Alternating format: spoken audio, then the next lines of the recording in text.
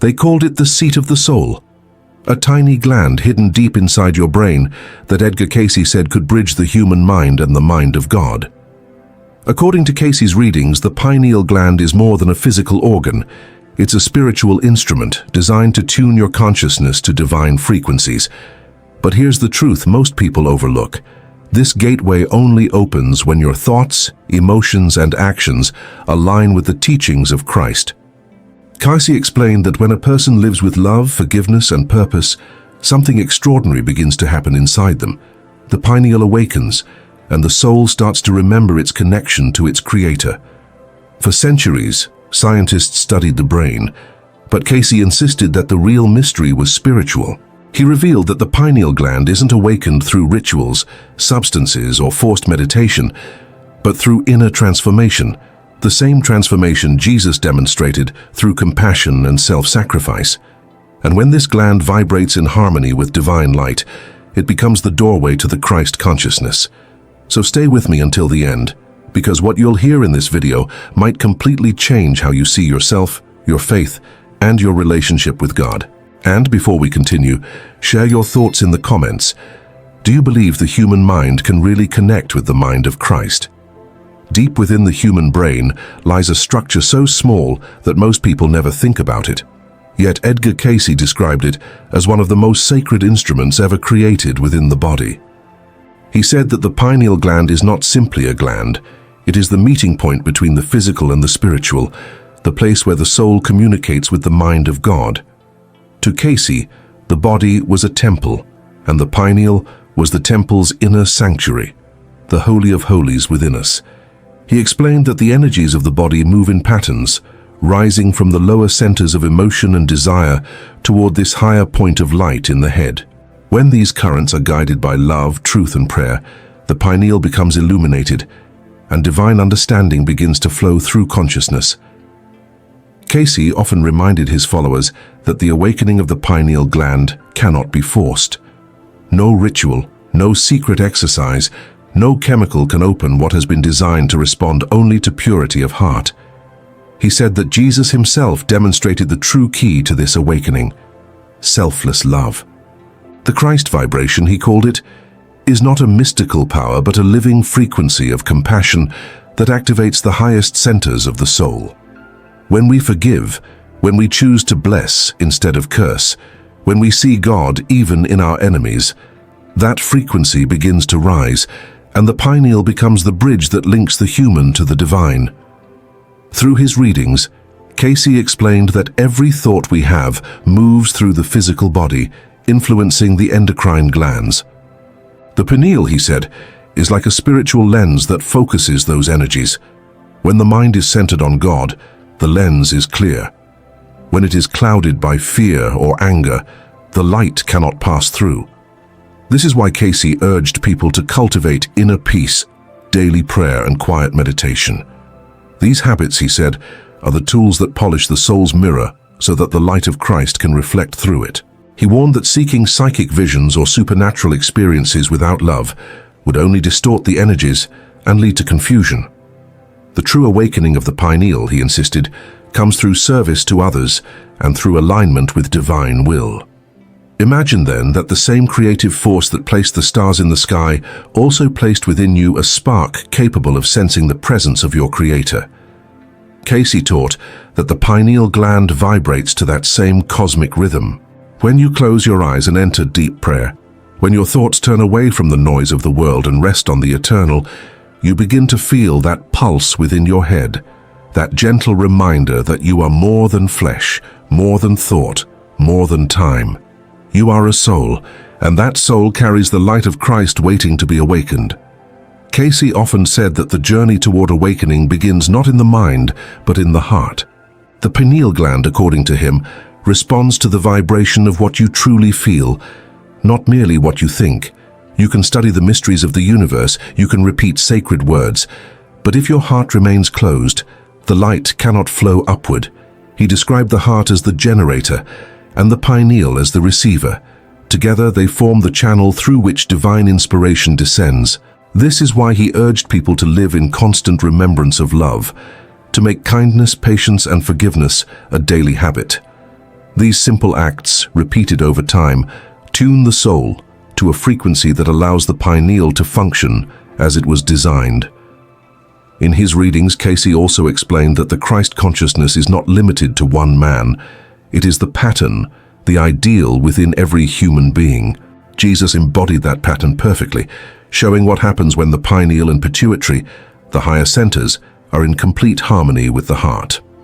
Cayce said that when Jesus prayed, the energy of his soul moved through these centers like light through crystal, radiating compassion that transformed everyone around him.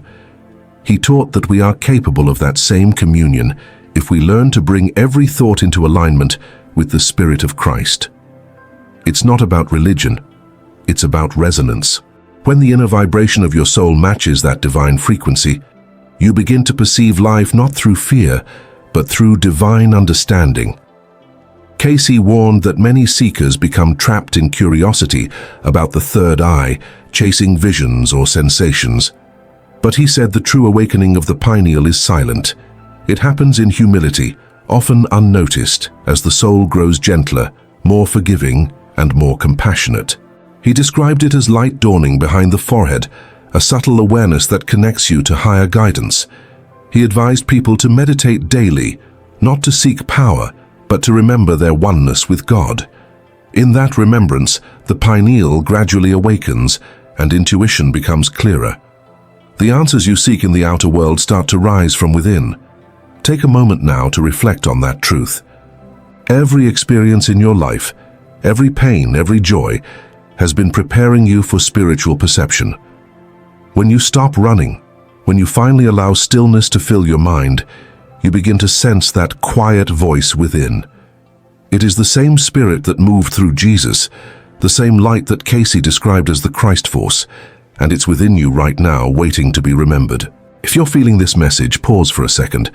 Leave a comment below sharing what you've learned about your own inner connection with God, and remember to like this video and subscribe if you want to keep exploring these deeper truths with me. Cayce explained that the pineal gland is like a gate that opens only when the soul is ready to perceive the higher worlds. He described it as the center through which the spirit makes contact with the physical. During sleep, meditation, or prayer, this gland becomes more sensitive to divine impressions. That's why he emphasized the moments before sleep and just after waking as sacred windows of connection.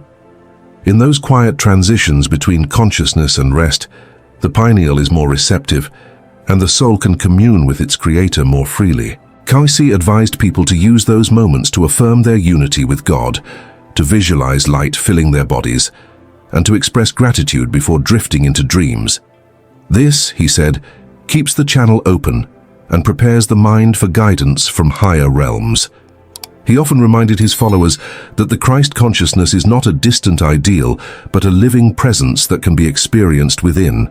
According to Cayce, when you direct your attention inward with sincerity, you are literally turning your awareness toward that presence.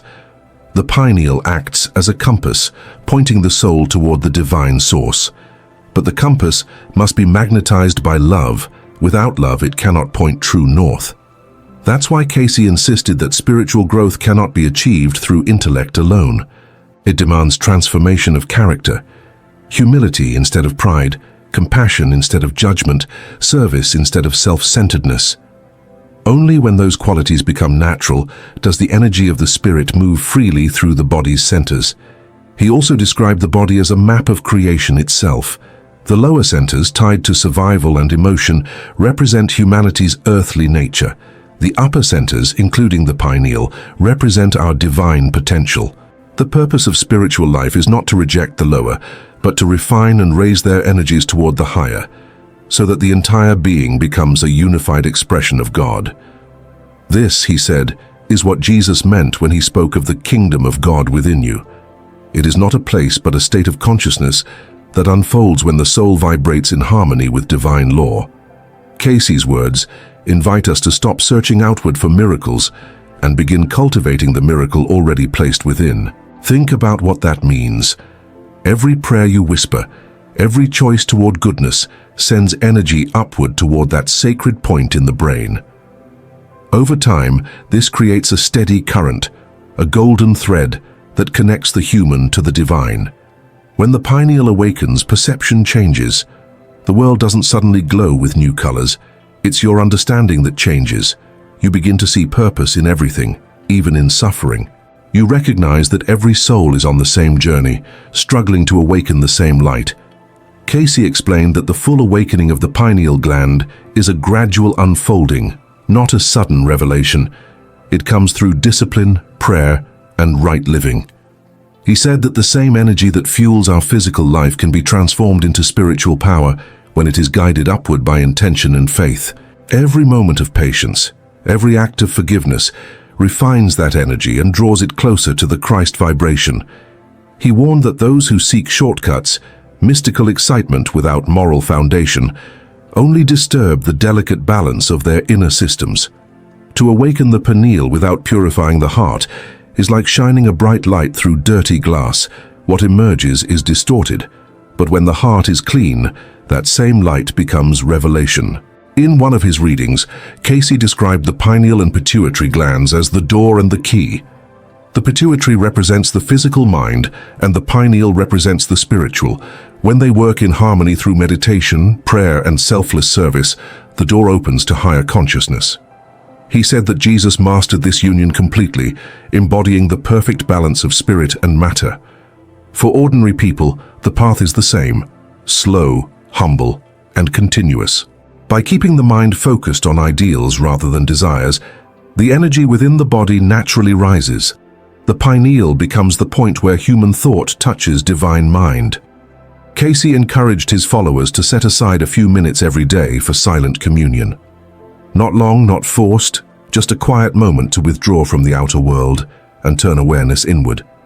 In that stillness, one should affirm, "Let my mind be the mind of Christ."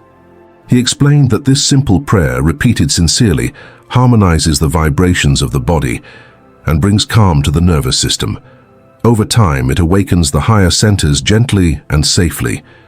He said the measure of spiritual progress is not visions or sensations, but the fruits of the Spirit: peace, kindness, patience, and understanding. If those are growing within you, the pineal is awakening exactly as it should.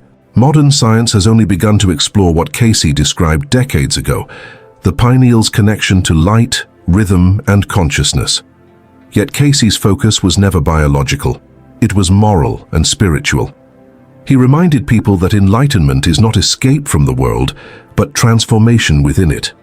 When your thoughts align with the divine, when your actions mirror the teachings of Jesus, the pineal becomes a channel through which God's wisdom flows into daily life. The voice of intuition grows clearer. The sense of separation fades. You begin to see every encounter, every challenge, as an opportunity to express divine love. That, he said, is the real meaning of awakening. Cayce described that when the pineal gland is awakened through the Christ vibration, consciousness expands beyond the limits of the body. He said that in such moments, the soul begins to perceive reality from a higher dimension of awareness. It doesn't mean seeing visions or leaving the body. It means knowing the divine presence in every part of existence. The world appears the same, yet something within has changed. The heart becomes softer, the thoughts clearer, and even simple acts take on sacred meaning. Cayce emphasized that this state is not fantasy. It is the natural condition of a soul that remembers its origin. When the pineal aligns with love, you begin to live from the inside out, guided not by fear or logic alone, but by divine intuition. He also said that this awakening comes with responsibility. The more light one receives, the more love one must give. Those who seek spiritual power without humility will lose balance because the pineal's light magnifies what already exists within. If the soul is selfish, it amplifies selfishness. If it is pure, it radiates grace. That is why Cayce repeated again and again that Christ must be the ideal. To keep the pineal awakened, one must live in continuous cooperation with divine will, seeking always to bless, to serve, and to heal.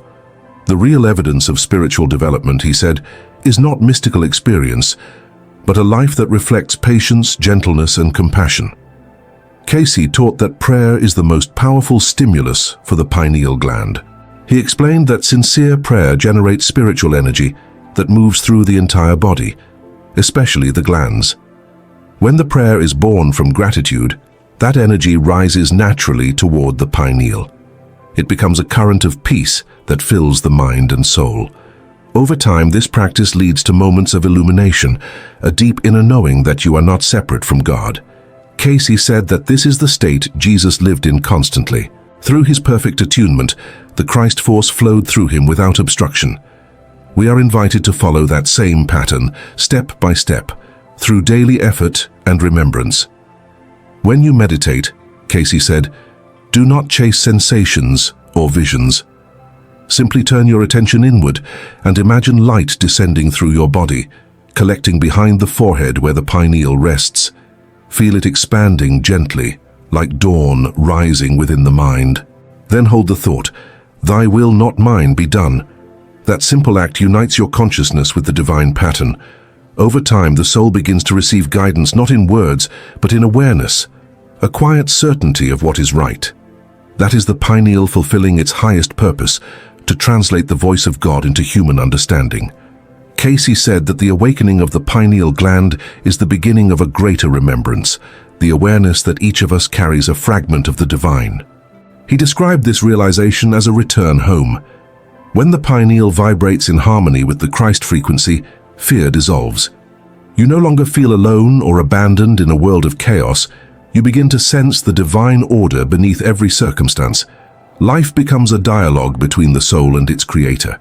Every breath, every heartbeat becomes an act of communion.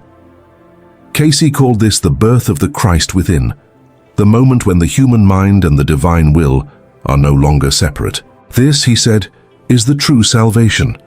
Not escape from the world, but the transformation of it through love. He warned that this awakening must be lived daily. The pineal can open in prayer, but close again through anger or selfishness. Each thought builds or breaks the connection. That is why Cayce urged people to live as channels of blessing. Wherever you go, he said, let your presence bring light. Let your words heal.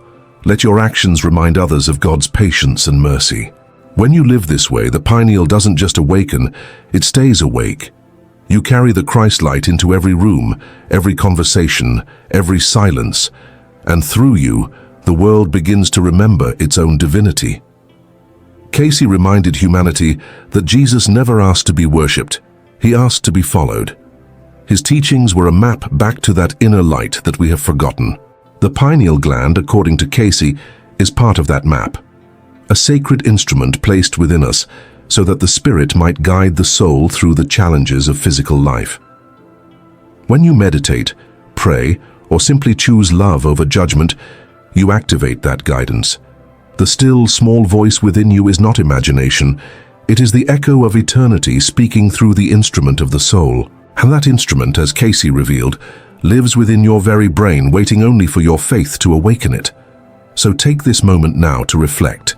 You are not separated from God. The same light that illuminated Jesus is within you. The same creative power that shaped the stars flows through your own consciousness.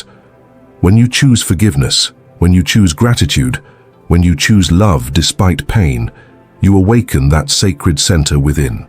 That is the Christ connection Edgar Cayce spoke of, the bridge between the human heart and divine mind. If this message touched your heart, leave a comment sharing how you've experienced your own connection with God through stillness, intuition, or prayer. And if you felt this truth resonate within you, remember to like this video, subscribe to the channel, and share it with others who are seeking the same light. Together, we can awaken the remembrance of God within humanity, one soul at a time. What if I told you that one of the most respected mystics of the 20th century, a man called the Sleeping Prophet, once revealed that Adam and Eve were not the first humans? This isn't a theory invented on the internet, but a claim documented in Edgar Cayce's own readings during the 1930s. Imagine the weight of such a statement. If humanity existed before the Garden of Eden, what does that mean for the story we've been told for centuries? Before we continue, I want to ask you something important. Do you believe the story of Adam and Eve should be read literally, or as a symbolic record of humanity's spiritual journey? Comment your answer below, and I'll heart every comment to keep this conversation alive. Cayce's life was marked by thousands of trance sessions, many of them recorded and preserved by the Association for Research and Enlightenment in Virginia Beach. In one of his most impactful readings in 1932, he described humanity before Adam and Eve, speaking about pre-Adamic races. He explained that souls had already been on Earth, taking on forms of thought and energy, gradually becoming physical.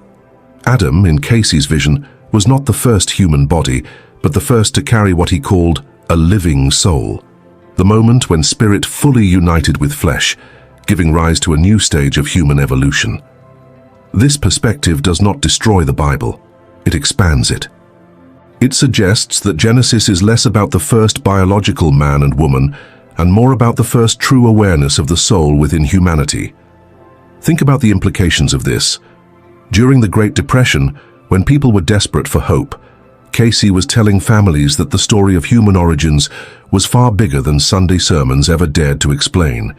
He spoke of Lemuria, Atlantis, and other forgotten civilizations that existed long before Adam.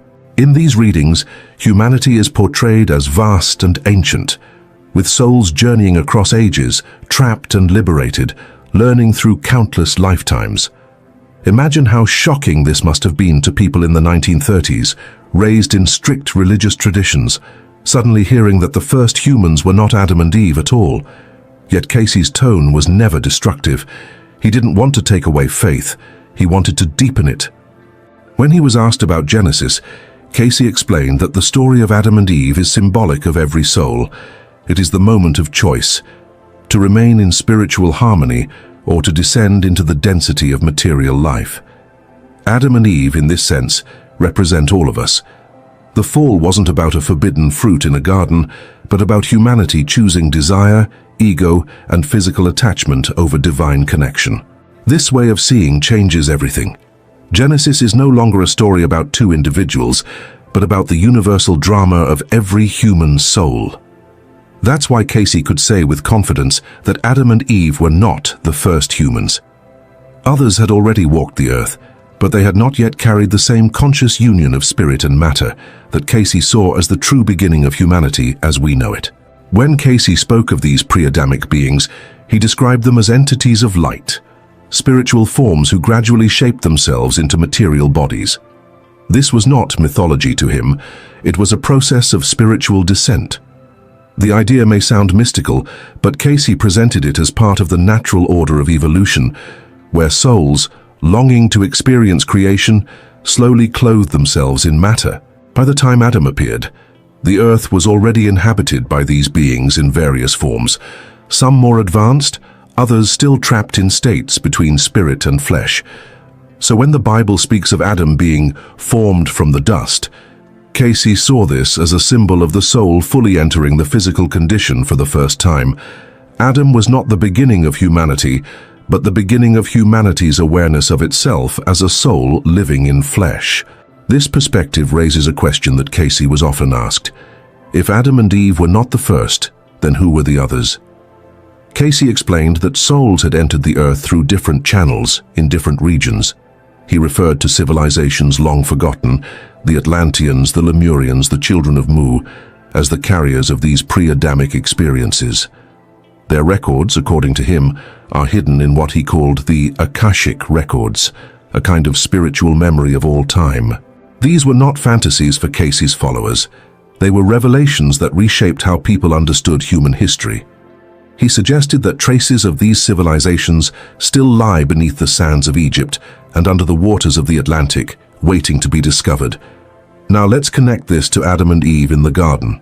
In one of his most impactful sessions, Cayce explained that the serpent wasn't simply a reptile but represented the force of desire, the temptation to experience material pleasure instead of remaining in spiritual harmony. Eve's act of eating the fruit symbolized the soul giving in to desire, while Adam's participation represented the conscious choice to follow. For Cayce, this wasn't about two individuals making a single mistake. It was the story of all humanity, every soul that has ever chosen ego, desire, or pride over unity with the divine. That's why he believed Genesis is our story, not just theirs. Consider the effect this had in America at the time. People in Virginia Beach, Hopkinsville, and across the country were hearing that Adam and Eve were not the start of humanity, but a chapter in a much larger book of creation. This was during the years of war and hardship, when people were searching for meaning. Cayce's words gave them a sense of depth, that our existence didn't begin in a garden 6,000 years ago, but stretches back through ages, carrying lessons and choices from countless lives.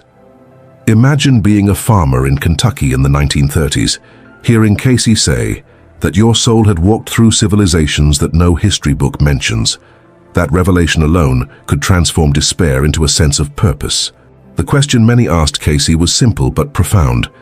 If Adam and Eve were not the first humans, then what does that mean for the Bible? Cayce never dismissed Scripture. Instead, he said it must be read on 3 levels: literal, symbolic, and spiritual. The literal story may not match historical science, but the symbolic truth reveals the journey of every soul. He explained that the Garden of Eden is not a place on earth, but a state of consciousness, the harmony between spirit and creator before the soul chose separation.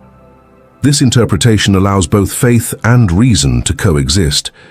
The Bible remains sacred, not as a scientific record, but as a guide to understanding our own struggles, our own choices, and our own return to unity. This interpretation also sheds light on the story of Cain and Abel. Cayce described them less as 2 historical brothers and more as symbols of inner conflict.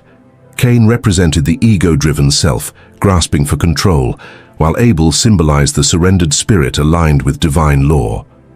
The tragedy of Cain killing Abel was not just a family feud. It was the eternal drama of humanity, choosing selfishness over service, material gain over spiritual truth. In this sense, the mark of Cain was not about punishment on the skin, but the weight of separation carried by the soul. And yet, Cayce always emphasized redemption, that no matter how many times we fall, every soul is destined to find its way back to God. One of the most startling points came when Cayce was asked, where did Cain find his wife? According to the traditional story, only Adam, Eve, and their children existed. But Cayce explained that other groups of humans already lived outside the Edenic narrative. These were the pre-Adamic races, those souls who had incarnated through different streams of evolution, scattered across the world. To Cayce, this explained the mystery. Cain did not marry his sister. He united with one of these other beings.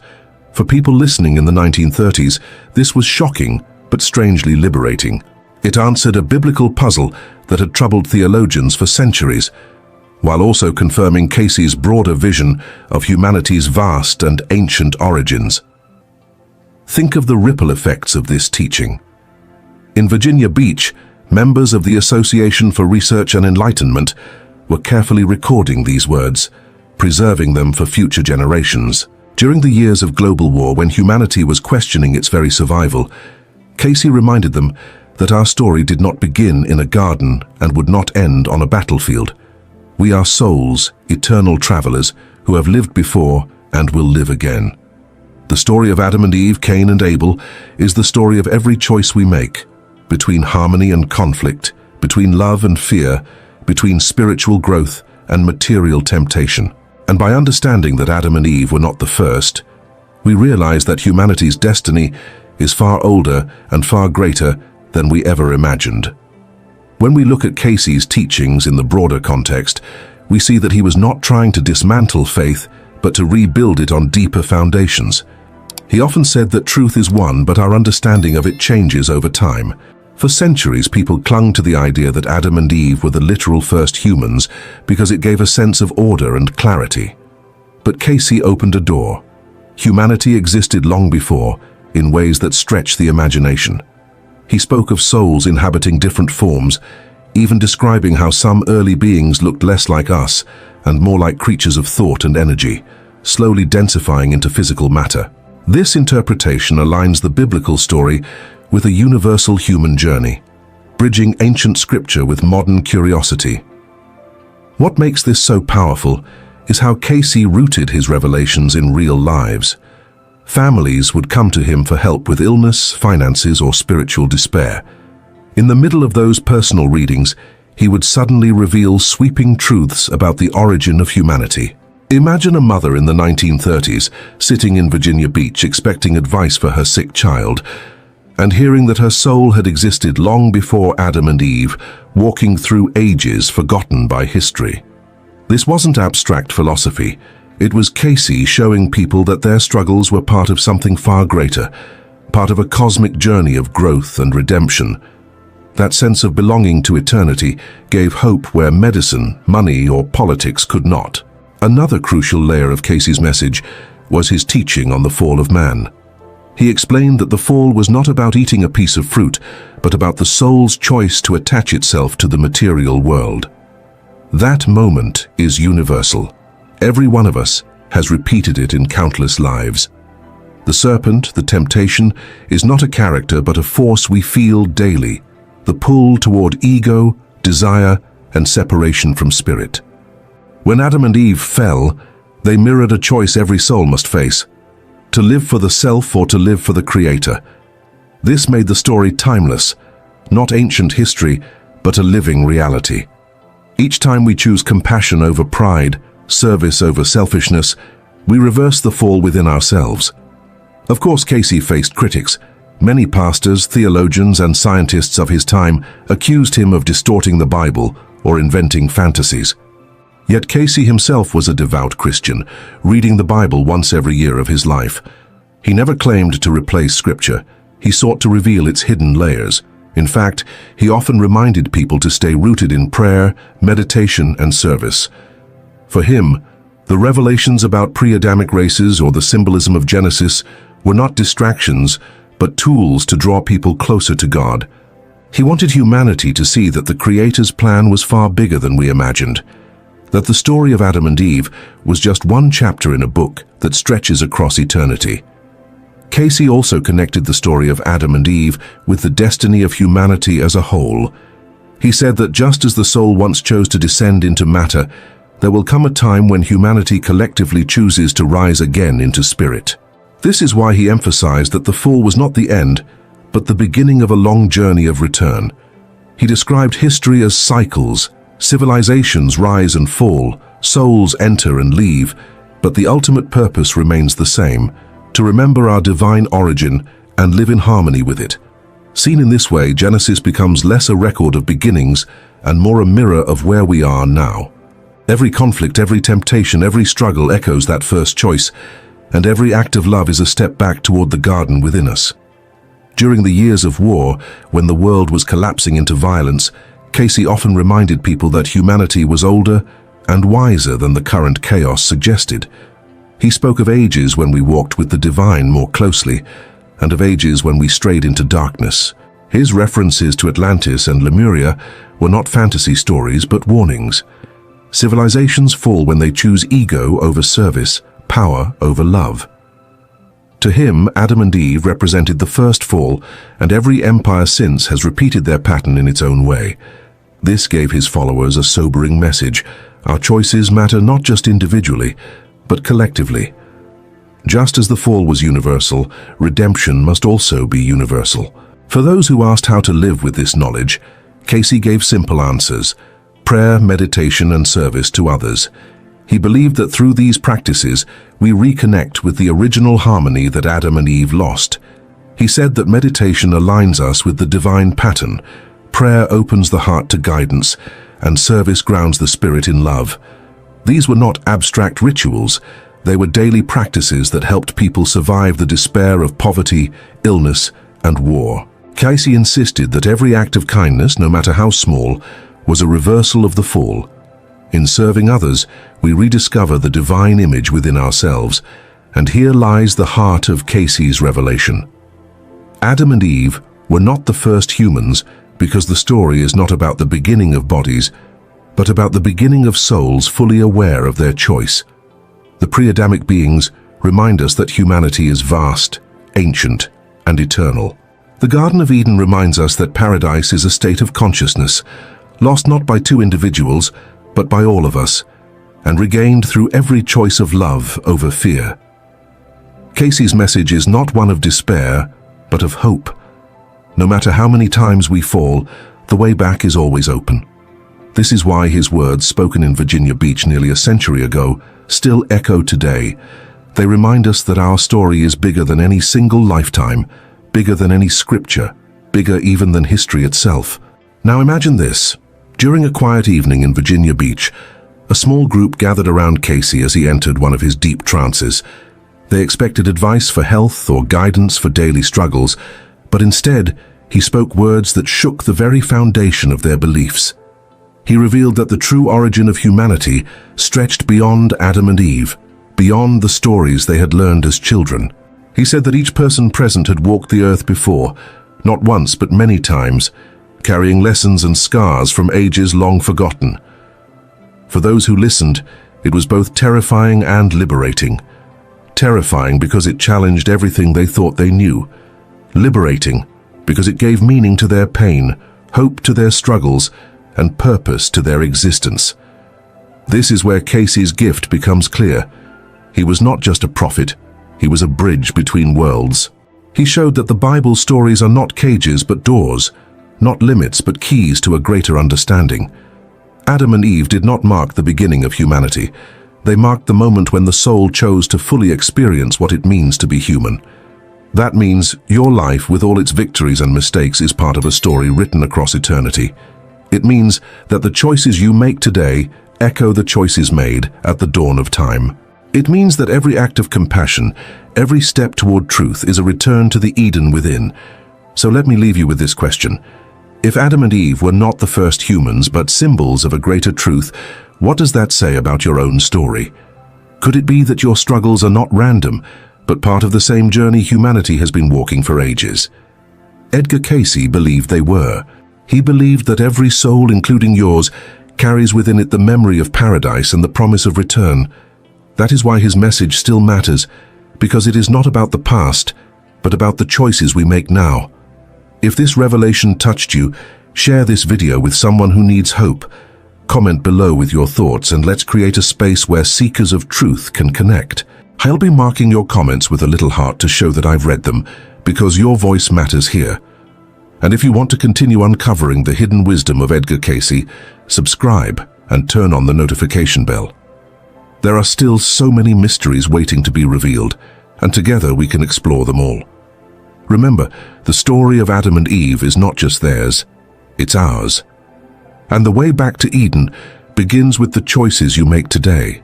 There is a secret in the Lord's Prayer that most believers have repeated their entire lives without ever understanding what it truly means. Edgar Cayce once said that these words are not only a plea to God, but a map to awaken the divine force sleeping within the human soul. When Jesus taught his disciples to pray, he wasn't giving them a ritual, he was revealing a spiritual code. Every line of the Lord's Prayer carries a vibration capable of opening a different gate inside us, connecting our mind, body, and spirit directly to the source.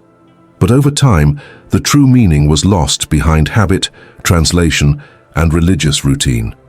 Cayce warned that when this prayer is spoken consciously, it realigns the human soul with the divine pattern itself. So what did he really discover about these sacred words? And why has the church never spoken openly about it?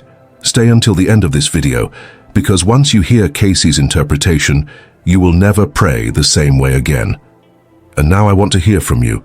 Do you believe the Lord's Prayer hides a spiritual power that religion forgot to explain? Leave your answer in the comments below. When Edgar Cayce was asked about prayer, he didn't describe it as words we throw into the sky hoping God might listen. He described it as a force, an energy that moves through every cell of the body and changes the vibration of the soul. To him, the Lord's Prayer was not just the greatest prayer ever spoken, it was the blueprint for transforming human consciousness. Cayce said that when Jesus gave these words, he was teaching humanity how to align its inner being with the divine mind itself. But the tragedy is that most people repeat those lines mechanically, never realizing that they were designed to awaken the sleeping Christ within. Our Father who art in heaven, Cayce explained, is not about a God far away in the clouds. It's about remembering that heaven begins inside of us. The Father is the creative life force flowing through every heartbeat, every breath, every thought that chooses love instead of fear. When we truly speak those words, we reconnect to that source. It's not about asking, it's about becoming. He often said that Jesus spoke in symbols so the human mind could gradually grasp divine truth. Heaven, for Cayce, was not a distant kingdom, but a state of consciousness, a vibration of unity with God. And that means the Lord's Prayer is a step-by-step process to raise that vibration. The moment we start saying it with awareness, every line lifts our soul 1 degree closer to its original light. When we say, "Hallowed be thy name," we are not flattering God. We are acknowledging that the very name or vibration of the Creator is holy because it exists in everything we see. To Cayce, the name meant the pattern of God imprinted in all creation, the divine DNA within every atom. So when we recognize that holiness, we align our mind with it. We stop living like victims of the world and start realizing we are co-creators with God, responsible for the light we bring or withhold. He compared prayer to tuning an instrument. When the strings are tight or loose, the music distorts. The Lord's Prayer tunes the strings of the soul. Each phrase aligns a part of us, our thoughts, our desires, our emotions, with a higher frequency of peace. Thy kingdom come, thy will be done, on earth as it is in heaven. Cayce said this is the moment when we surrender our ego. We stop trying to control outcomes and begin to let the divine will express through us. In his readings, he warned that many people pray for God to change the world, when the real miracle happens when we let God change us. On earth as it is in heaven means bringing the heavenly pattern, the divine order, into physical life. It means acting, speaking, and thinking as if we already lived in the presence of God. This is what transforms not only our lives, but the vibration of the planet itself. Cayce saw that every time someone prayed with true awareness, a ripple of healing energy spread far beyond the person's body. He called this the law of spiritual resonance. When one soul awakens, it silently invites others to awaken too. So the Lord's Prayer is not an individual request, it is a universal invocation for balance. It's the soul remembering its origin. When we pray it from the heart, we're not only aligning with heaven, we're helping recreate heaven here on earth. That was Cayce's vision of Christ consciousness. He believed Jesus was showing us what humanity could become when perfectly aligned with God. Every time we recite this prayer with understanding, we activate that same potential within. When Cayce spoke about the line, "Give us this day our daily bread," he explained that Jesus was not referring to physical food alone. The bread was the nourishment of the soul, the spiritual energy that sustains every living being. He said that each day we receive 2 forms of sustenance, one for the body, through food, and one for the spirit, through the thoughts we allow to fill our minds. If our thoughts are rooted in fear, resentment, or despair, we starve the soul. But when we focus on gratitude, love, and faith, we feed the divine spark within us. Cayce warned that humanity suffers more from spiritual starvation than from hunger of the flesh. To him, the true daily bread was the awareness of God's presence in every moment. He said, "Feed on that consciousness, and you will never hunger again." That's why he encouraged people to begin every morning with a silent prayer, asking not for material things but for wisdom and strength to serve others with love. Then comes the part that challenges every human heart. "Forgive us our debts, as we forgive our debtors." Cayce explained that this phrase holds one of the most powerful spiritual laws in existence, the law of cause and effect. The energy we send out returns to us multiplied. When we forgive, we release the chains that bind us to old pain and mistakes. But when we refuse forgiveness, we trap ourselves in the vibration of judgment and suffering. Cayce often said that most illnesses begin as emotional or spiritual blockages, the refusal to let go of bitterness or guilt. Forgiveness, therefore, is not about excusing what others did. It's about freeing ourselves from the poison of resentment. When Jesus told us to forgive 70 times 7, he was pointing to an infinite process. It's a daily purification of the heart, a cleansing of energy that allows the soul to move freely toward the light. Cayce also taught that when we forgive, we harmonize with the Christ vibration, the pure frequency of unconditional love. In one of his readings, he said, "You cannot hate someone and feel God's presence at the same time." That line alone could transform the world if we truly understood it. The Lord's Prayer reminds us that forgiveness is the key to liberation. Without it, our prayers lose power because they are blocked by the walls of our own bitterness. As we forgive our debtors is not a condition, it's a reflection. God's forgiveness flows through us in the exact measure that we allow it to flow outward. This means that forgiveness is not something we beg for, it's something we embody. And through that embodiment, the soul heals not only its present wounds, but karmic debts carried from other lifetimes. Cayce saw this prayer as a direct method to dissolve those patterns of suffering by transmuting them into love. When we reach the words, "Lead us not into temptation, but deliver us from evil," Cayce offered a deeply psychological interpretation. He said that temptation is not a test from God, but a condition created by our own separation from divine awareness. The mind, when disconnected from spirit, begins to seek satisfaction in the outer world, in power, possessions, and pleasure. But every temptation is really the soul's cry to remember its true source. Deliver us from evil means deliver us from ignorance. Evil, to Cayce, was not a demonic entity, but the absence of light, the darkness born from forgetfulness of God. He said, "No soul is lost, only asleep in its own shadow." Prayer, therefore, is the awakening of light within that shadow. Each time we speak these words with awareness, we reclaim another fragment of our forgotten divinity. Cayce explained that the conclusion of the prayer, "For thine is the kingdom and the power and the glory forever," is not simply praise, it is a declaration of unity. When we say those words, we are not flattering God. We are remembering that everything, every breath, every heartbeat, every atom, exists within that divine kingdom. The power is the creative force that sustains the universe, and the glory is the radiance of consciousness itself. Cayce taught that by ending the prayer with this affirmation, we bring the circle of creation back to its origin. The soul recognizes that it never truly left God. Forever is not about time. It is about eternity within the present moment. He said that when you end the prayer with true awareness, the vibration of those words fills your whole body, realigning you with the divine pattern that was there before the world began. In that instant, the soul touches the silence of eternity. He often compared this entire process to a ladder of light. Each line of the Lord's Prayer represents a step on that ladder, moving the soul from the illusion of separation to the realization of oneness. The first lines lift the heart, the middle lines cleanse it, and the final words anchor that light into daily life. Cayce described prayer as the most powerful healing force available to humankind, not because God changes his will when we ask, but because the act of praying changes us.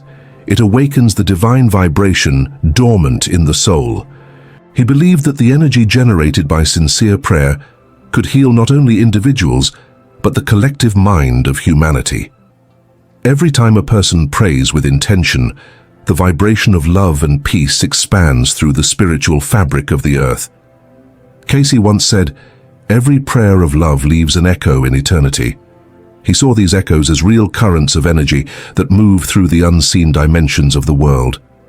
When we understand the Lord's Prayer in this way, it becomes more than words. It becomes a living meditation. Each phrase is a key that opens a higher chamber of awareness. Our Father who art in heaven awakens the divine identity. Thy will be done aligns our actions with divine order. Forgive us purifies the heart, and deliver us from evil restores spiritual sight. Recited consciously, this prayer is capable of transforming fear into trust, sorrow into peace, and confusion into wisdom. Cayce said that the Christ consciousness is not a distant state reserved for saints. It is a potential within every soul, waiting to be recognized. The Lord's Prayer is the map that leads us back to that recognition. When we speak it not as repetition, but as realization, we begin to feel the living presence of God within our own hearts. That's why he encouraged people to pray it slowly, feeling each word vibrate in their chest as a living energy of love. If you've ever repeated this prayer without thinking, take a moment now. Close your eyes, breathe deeply, and speak it as if you were remembering something ancient within you. Notice how the heart softens, how peace begins to rise quietly from inside. This is what Cayce meant by communion, not a ritual but a merging of soul and spirit, human and divine. The Lord's Prayer, when understood this way, becomes the bridge between heaven and earth, between who we think we are and who we truly are. It is the reminder that God is not somewhere beyond reach, but within every heartbeat that loves, every act that forgives, every thought that blesses. Before we continue, if this message touches your heart and helps you see prayer in a new light, take a moment to like this video and subscribe to the channel. It helps this work reach more souls who are searching for truth, and it keeps this message of faith and awakening alive. Share in the comments what part of the Lord's Prayer speaks to you the most. Your words might inspire someone's transformation today.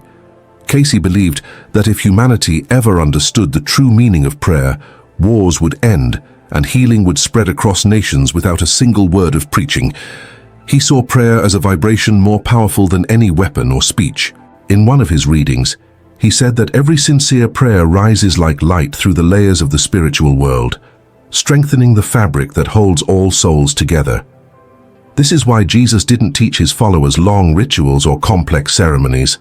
He gave them the Lord's Prayer because in its simplicity lies divine precision. Each word carries the frequency of love, humility, surrender, and unity. Cayce insisted that the act of praying with understanding literally changes the electromagnetic field of the body. Scientists didn't believe this in his time, but decades later, research began to show that prayer affects heart rhythms, brain waves, and even the magnetic resonance of the earth itself. Cayce had already said, "Prayer is energy directed by spirit. It builds light where darkness once was." He encouraged people to meditate on the Lord's Prayer, not only as devotion, but as practice. He taught that if we visualize each line as light moving upward through the body, from the base of the spine to the crown of the head, we begin to experience what he called spiritual electricity. Our Father awakens the divine source. Thy will be done harmonizes the heart. Forgive us clears the throat and releases unspoken pain. Deliver us opens the third eye, restoring clarity and inner sight. By the end, for thine is the kingdom, fills the crown with radiant white light. According to Cayce, this sequence mirrors the same process Jesus experienced when he prayed alone in silence, the merging of human consciousness with divine intelligence. This was not theory for Cayce. It was revelation. He said that the Lord's Prayer, when prayed this way, rebuilds the bridge between man and God within the temple of the body itself. He also warned against mechanical repetition. To repeat sacred words without intention, he said, is like striking a harp with broken strings. It produces sound but no harmony. The soul responds to sincerity, not to noise. That's why some people can pray for years and feel nothing, while others whisper one honest word and touch the infinite.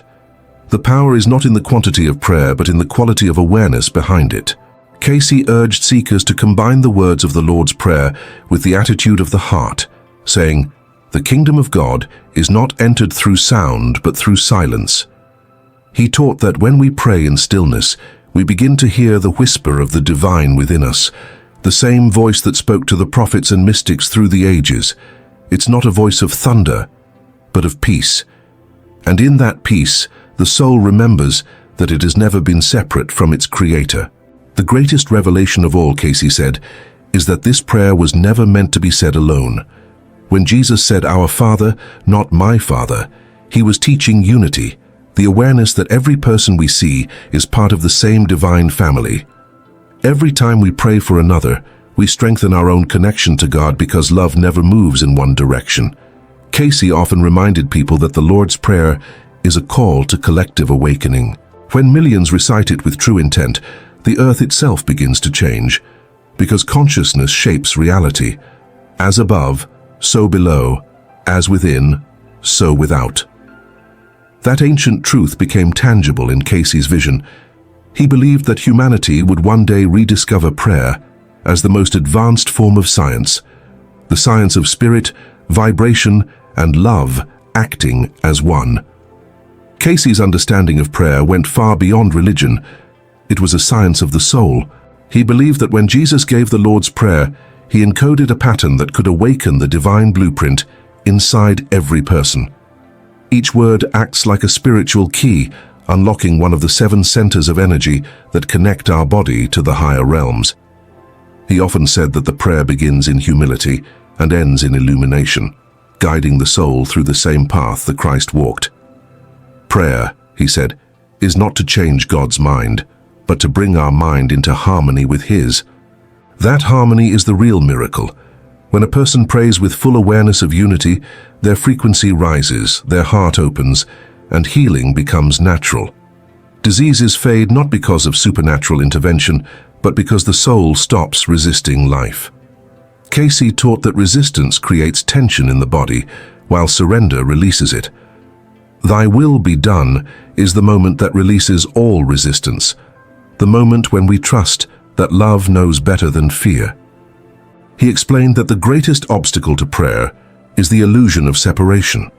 People often approach God as if He were distant, but Cayce reminded us that separation exists only in the human mind. "There is no place where God is not," he said. "Heaven is not above the clouds. It is within your awareness when you love." That truth frightened some of his contemporaries because it erased the boundaries between religion and inner experience. Yet it was the same message Jesus carried 2,000 years ago. The kingdom of God is within you. Cayce made this teaching practical. He said that every moment we choose love over fear, forgiveness over judgment, or patience over anger, we expand that inner kingdom. The Lord's Prayer trains the mind to live in that state permanently. It's not a request for miracles. It's a declaration that the miracle is already within us, waiting for recognition. When Cayce spoke of "deliver us from evil," he explained that the true evil of this world is forgetfulness. Forgetfulness of who we are, of why we came, of the divine image we carry within. Every sin, he said, begins with forgetting. Every act of love begins with remembering. Prayer is the act of remembrance. Each word of the Lord's Prayer reawakens a memory older than time, the memory that we are children of the Creator, fragments of the same infinite light. He often said that the difference between a saint and a sinner is not in their nature but in their memory. The saint remembers, the sinner forgets.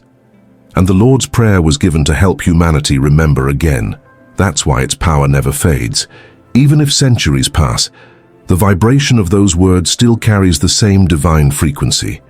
Spoken with faith, they open the same door to heaven within every heart that dares to believe. Cayce believed that when the human race finally understands this, religion will no longer divide but unite.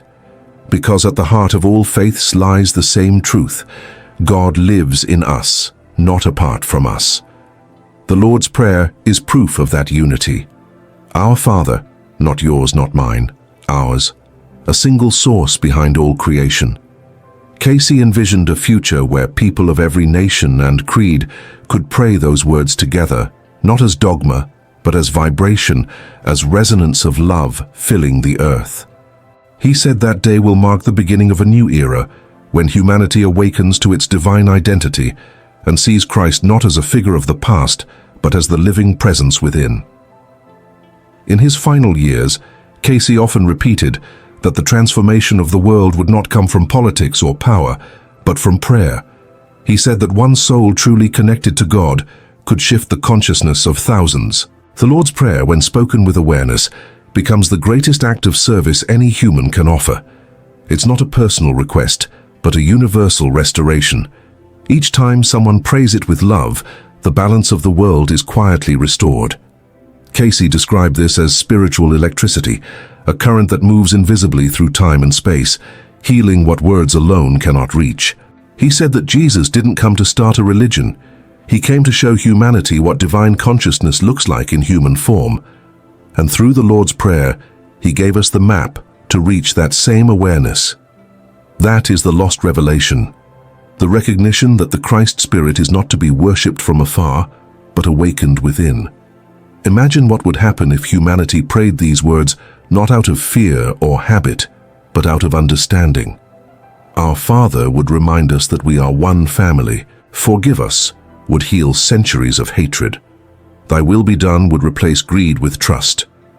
Cayce envisioned this moment, a collective shift when billions of souls, through prayer and awakening, begin to resonate in harmony with the divine pattern. He said that when enough people reach that vibration, heaven will no longer be an invisible realm, it will manifest here, on earth. That was his interpretation of the prophecy, on earth as it is in heaven. Not a faraway miracle, but a gradual transformation of the world through conscious hearts. Every person who prays with sincerity becomes a living bridge between spirit and matter, a silent light in the collective darkness. So tonight, or whenever your mind feels heavy, pray the Lord's Prayer slowly. Don't rush the words. Feel each one as if Jesus himself were whispering it through you. Let our Father expand through your chest. Let thy will be done dissolve your fears. Let forgive us cleanse your heart. And as you reach the final line, for thine is the kingdom, the power, and the glory, imagine light filling the entire earth, because in that moment, you're not only praying, you're participating in creation itself. Cayce believed that if we could hold that vibration for even 1 minute a day, the soul would begin to heal lifetimes of pain. You are co-creators with God, he said. What you think, you become. What you feel, you attract. What you pray, you create. The Lord's Prayer is the purest form of that creation because it teaches us to think, feel, and pray as one with God. This is the secret Cayce wanted the world to remember. Prayer is not asking, it's awakening. Every word is a step out of illusion and a return to truth. You don't need to be perfect, holy, or chosen to experience God. You only need to be willing to see the divine where you once saw only yourself. And when you do, you realize the same truth that Cayce and Jesus both tried to show the world, that the light we seek is already shining inside us. We just have to stop and remember. That's the real miracle. The moment heaven moves from an idea to a living presence within. And if this message reminded you that faith is not about waiting for signs, but becoming one, then share this prayer with someone who needs it. If this reflection moved your heart, take a moment to like this video, subscribe to the channel, and leave a comment below about what the Lord's Prayer means to you. Your voice might be the echo that helps another soul awaken. And remember, every time you pray with truth, you bring a little more light into this world. In one of his most striking readings from the early 1930s, Edgar Cayce was asked a question that startled even those accustomed to his remarkable insights. What truly happened during the unknown years of Jesus' adolescence? Most of us are familiar with the story of his birth, and we know about his ministry that began in his 30s. But what about the silent years in between?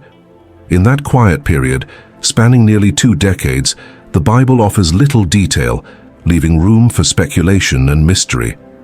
Cayce, in trance, touched on this hidden phase, offering glimpses that many describe as both reverent and transformative. Before we unfold this profound revelation, take a moment to like this video, share it with someone who is curious about the life of Jesus, and subscribe to our channel. Comment what you think about this mystery. I'll heart every comment because your perspective matters in building this community.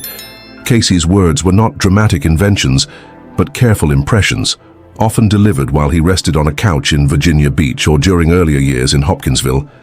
Those present were ordinary families, seekers, sometimes medical doctors, and spiritual leaders looking for answers. In one life-changing session, during the Great Depression, a family desperate for spiritual guidance asked about the missing years of Jesus. The reading did not come with theatrics or theatrics of prophecy. It came gently, with language simple enough for anyone in the room to understand. Cayce described a youth who was far more than a carpenter's son. He was a soul preparing for a mission that would change humanity forever. According to these readings, adolescence was not wasted in idleness. It was a time of learning, traveling, and quietly building the strength of character required for the path ahead. Historical context matters here. During those years, regions like Galilee and Judea were under Roman occupation, and life was not easy for Jewish families. Opportunities were scarce, and poverty was widespread. To speak of a boy growing up in such a climate, preparing for a mission of compassion and universal love, carried a powerful message to those listening in Cayce's time. It was the early 20th century, an era scarred by world wars and economic collapse. And yet Cayce spoke of a hidden hope, that Jesus himself endured a formative period that resembled the struggles of every human adolescent.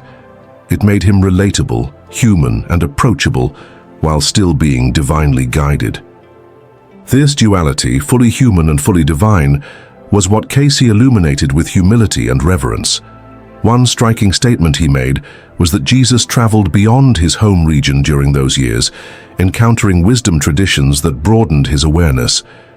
Cayce mentioned lands where spiritual practices had long been cultivated, places where healing and meditation were central.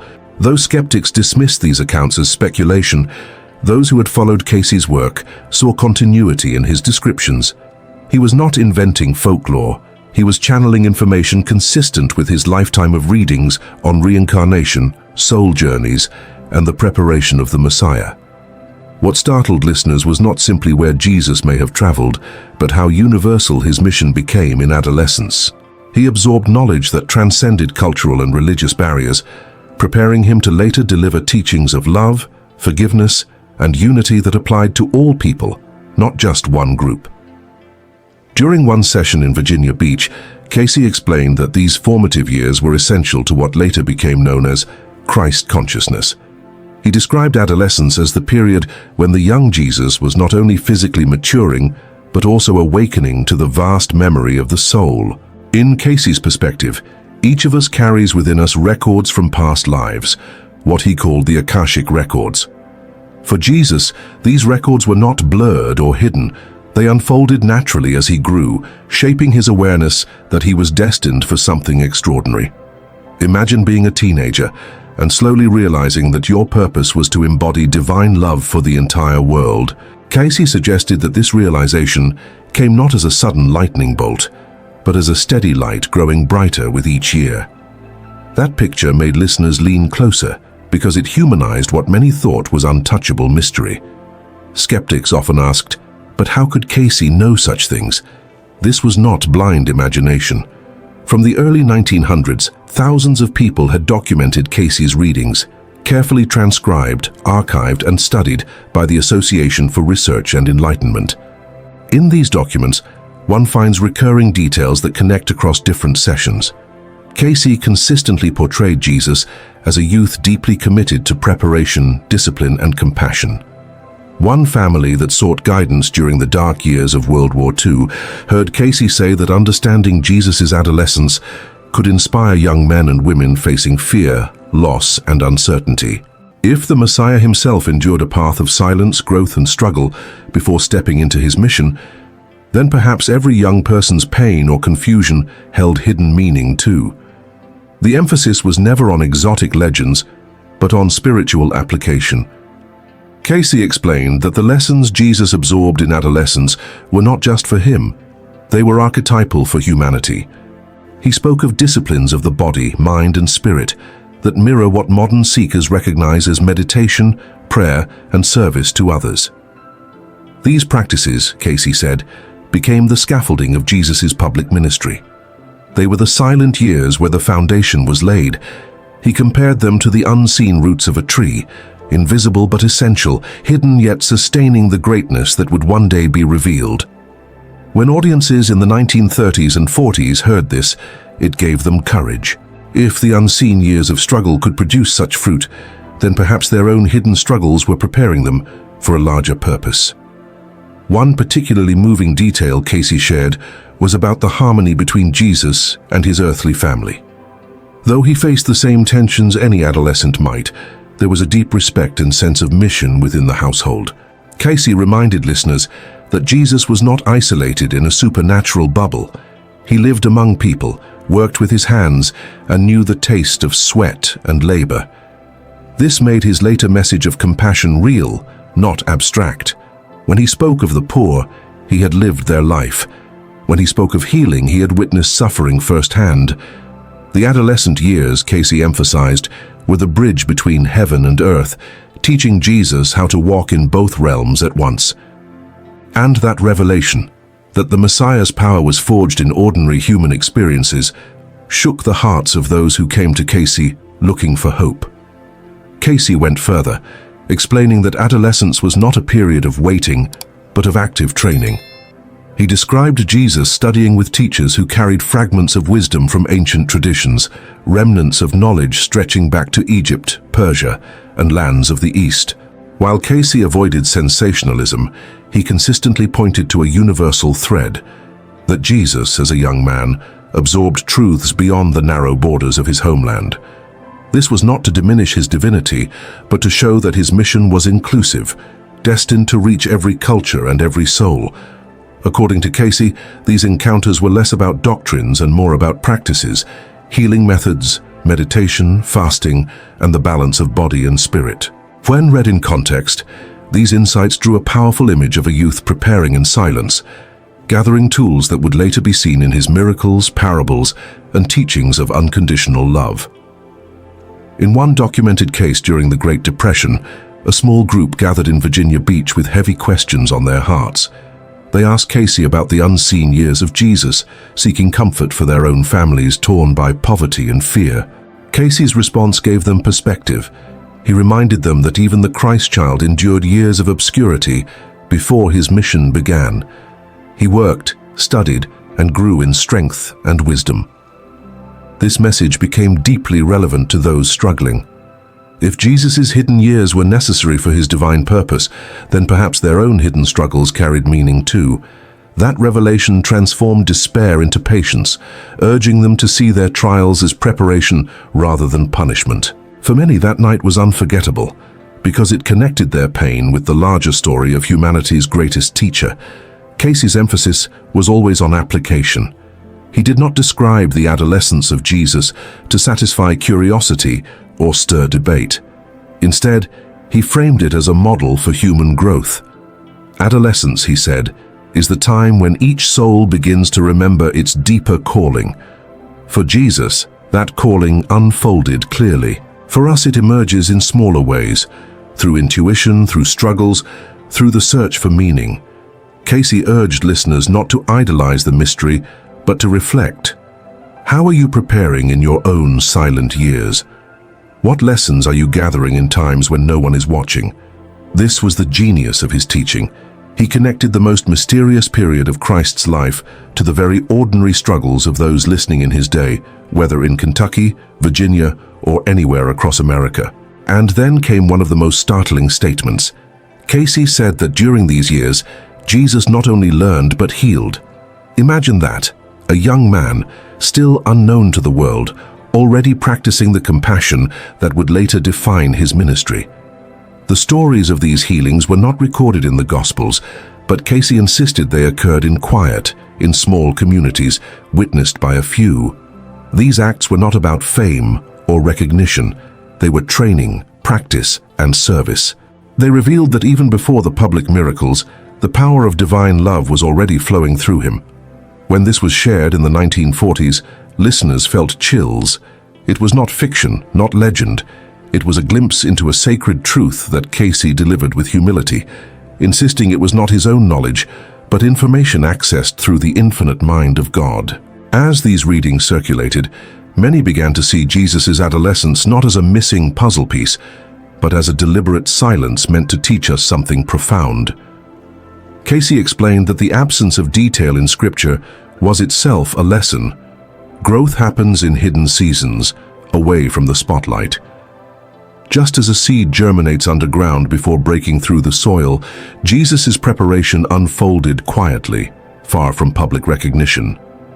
This perspective resonated deeply in America during times of hardship. Families in Virginia Beach and beyond, reeling from war and economic despair, found hope in the idea that their own invisible struggles might be part of a divine design. It was a reminder that obscurity is not abandonment. It can be sacred preparation. Cayce's words carried the weight of empathy, delivered not with dogma, but with the tenderness of someone who truly understood human pain and divine possibility. Another layer of these revelations was the universality of Jesus' mission. Cayce stressed that adolescence was when the young Christ absorbed the essence of different traditions and wove them into a unified understanding of God's love. He was never bound by cultural walls. The wisdom of healing, the practice of prayer, the discipline of silence, all became threads in a larger tapestry that pointed humanity back to its source. This was not speculation, it was consistent across multiple readings. People who attended these sessions noted how seamlessly Cayce returned to this theme, that adolescence was the period of integration, where knowledge from many paths crystallized into the message that would later shake the foundations of the world. For modern audiences, this is powerful because it reveals Jesus not as distant, but as deeply connected to the whole human family. Cayce also reminded listeners that adolescence is universally difficult. It is a time of identity, conflict, and search for meaning. By showing that even Jesus walked through that valley, Cayce gave hope to young people who felt lost. He spoke during an era when American youth were being drafted into wars, when families were fractured, and when many questioned the future. Cayce's message was clear. If the Messiah himself had to walk silently through confusion, temptation, and growth, then your struggle is not meaningless. It may be shaping your destiny. This teaching touched hearts not just in churches, but in living rooms, farms, and hospitals, wherever people longed to believe their pain had purpose. It reframed adolescence as sacred ground, where the soul remembers who it truly is. And then, in one of the most profound moments recorded in his readings, Cayce said that during these hidden years, Jesus consciously chose humility. He could have revealed his identity early. He could have astonished crowds with miracles as a boy. But he didn't. According to Cayce, the choice to remain hidden was itself the miracle. It showed that true power does not seek attention. It prepares in silence until the right moment. This struck listeners as a divine paradox. The most extraordinary being in history chose an ordinary life for nearly 20 years. That choice revealed a love so patient, so disciplined, that it became the ultimate preparation for his public ministry. For those who heard this in the 1930s and 40s, it was more than history. It was a call to patience, faith, and trust in divine timing. Modern scholars at the Association for Research and Enlightenment often point out that Cayce never sensationalized these hidden years. Instead, he presented them as a model of spiritual formation that applies to everyone. Adolescence, in Cayce's view, is the time when the soul begins to remember its eternal purpose, though often in subtle, confusing ways. By highlighting Jesus' adolescence, Cayce reminded seekers that even the greatest teacher in history had to walk through the same valley of growth, self-discovery, and discipline. This perspective stripped away the idea that spiritual greatness arrives fully formed. Instead, it affirmed that transformation is a process, and that hidden years matter just as much as public ones. For the people listening in Virginia Beach, especially during the uncertainty of the post-war years, this was deeply comforting. It told them their quiet struggles at home, unseen by the world, still carried eternal meaning. Cayce's revelations also reshaped how many understood Christ consciousness. He described Jesus' adolescence as the period when this awareness became clearer, an unfolding recognition that he was not separate from God, but one with divine love. This idea was not abstract philosophy. It was grounded in lived experience, work, travel, study, and quiet service. For Cayce, Christ consciousness was not reserved only for Jesus. It was a potential within every human being. Adolescence, with all its confusion and searching, could become the threshold where people awakened to that truth. To the families who came seeking answers, this message was both radical and deeply practical. It suggested that their children's struggles, their own doubts, and their hidden battles were not failures but invitations to remember their spiritual identity. Some of the most moving stories from those years involve individuals who left Cayce's sessions with renewed strength. One man, burdened with fear during World War II, later said that hearing Cayce speak of Jesus' silent preparation gave him the courage to face his own unknown future. A mother from Ohio grieving the loss of a son wrote that Cayce's description of the young Christ reminded her that God's timing often hides its purpose until much later. These testimonies, preserved in the archives of the ARE, reveal how profoundly these readings touched ordinary lives. They were not meant to be intellectual curiosities. They were lifelines for people living through some of history's darkest times. And still, the mystery remains. The Bible remains silent on these years, and Cayce's readings do not claim to fill every gap. Instead, they offer a lens, a perspective that turns silence into sacred instruction. By embracing the unknown years as purposeful, we are invited to reconsider our own seasons of obscurity. Maybe the times when nothing seems to be happening are when the deepest preparation is taking place. Cayce's message echoes through generations.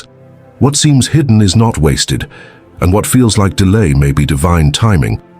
As he once said, the soul grows most in the silence. And for those reflecting on Jesus' adolescence, that truth is not just historical, it is personal.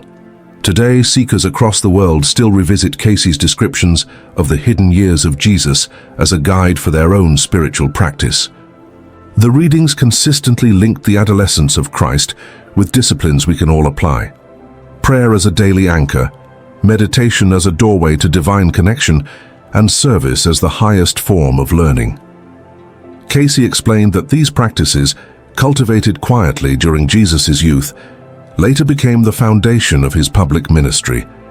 They were not just religious duties, but transformative tools. For instance, when Cayce spoke about the value of silent meditation, he pointed back to the adolescent Christ, who withdrew often into quiet spaces to commune with the Father. To modern audiences, this lesson remains powerful. Your inner life, though unseen, shapes the destiny of your outer life. The message is timeless, reminding us that what we build in silence eventually becomes visible in our actions and relationships. The influence of these teachings reaches beyond church walls. In Virginia Beach, lectures at the ARE still emphasize how Cayce portrayed Jesus' adolescence as a model of balance, body, mind, and spirit in harmony. Physical work, such as carpentry or labor alongside his family, was not separate from spiritual growth, but part of it. Cayce insisted that spirituality is not confined to temples or altars. It is lived in daily choices, chores, and encounters with others. This was revolutionary for listeners in the 1930s, who often thought holiness belonged only to priests or sacred rituals. By framing Jesus' hidden years as a time of ordinary labor infused with divine purpose, Cayce helped everyday people see their own work as sacred. Even washing dishes, tending fields, or repairing tools could become training for the soul when done with awareness of God's presence.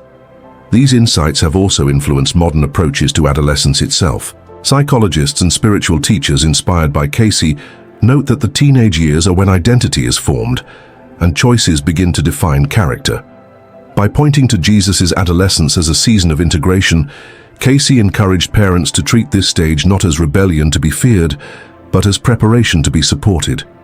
He reassured families that confusion is natural and that even the greatest soul to walk the earth faced seasons of uncertainty.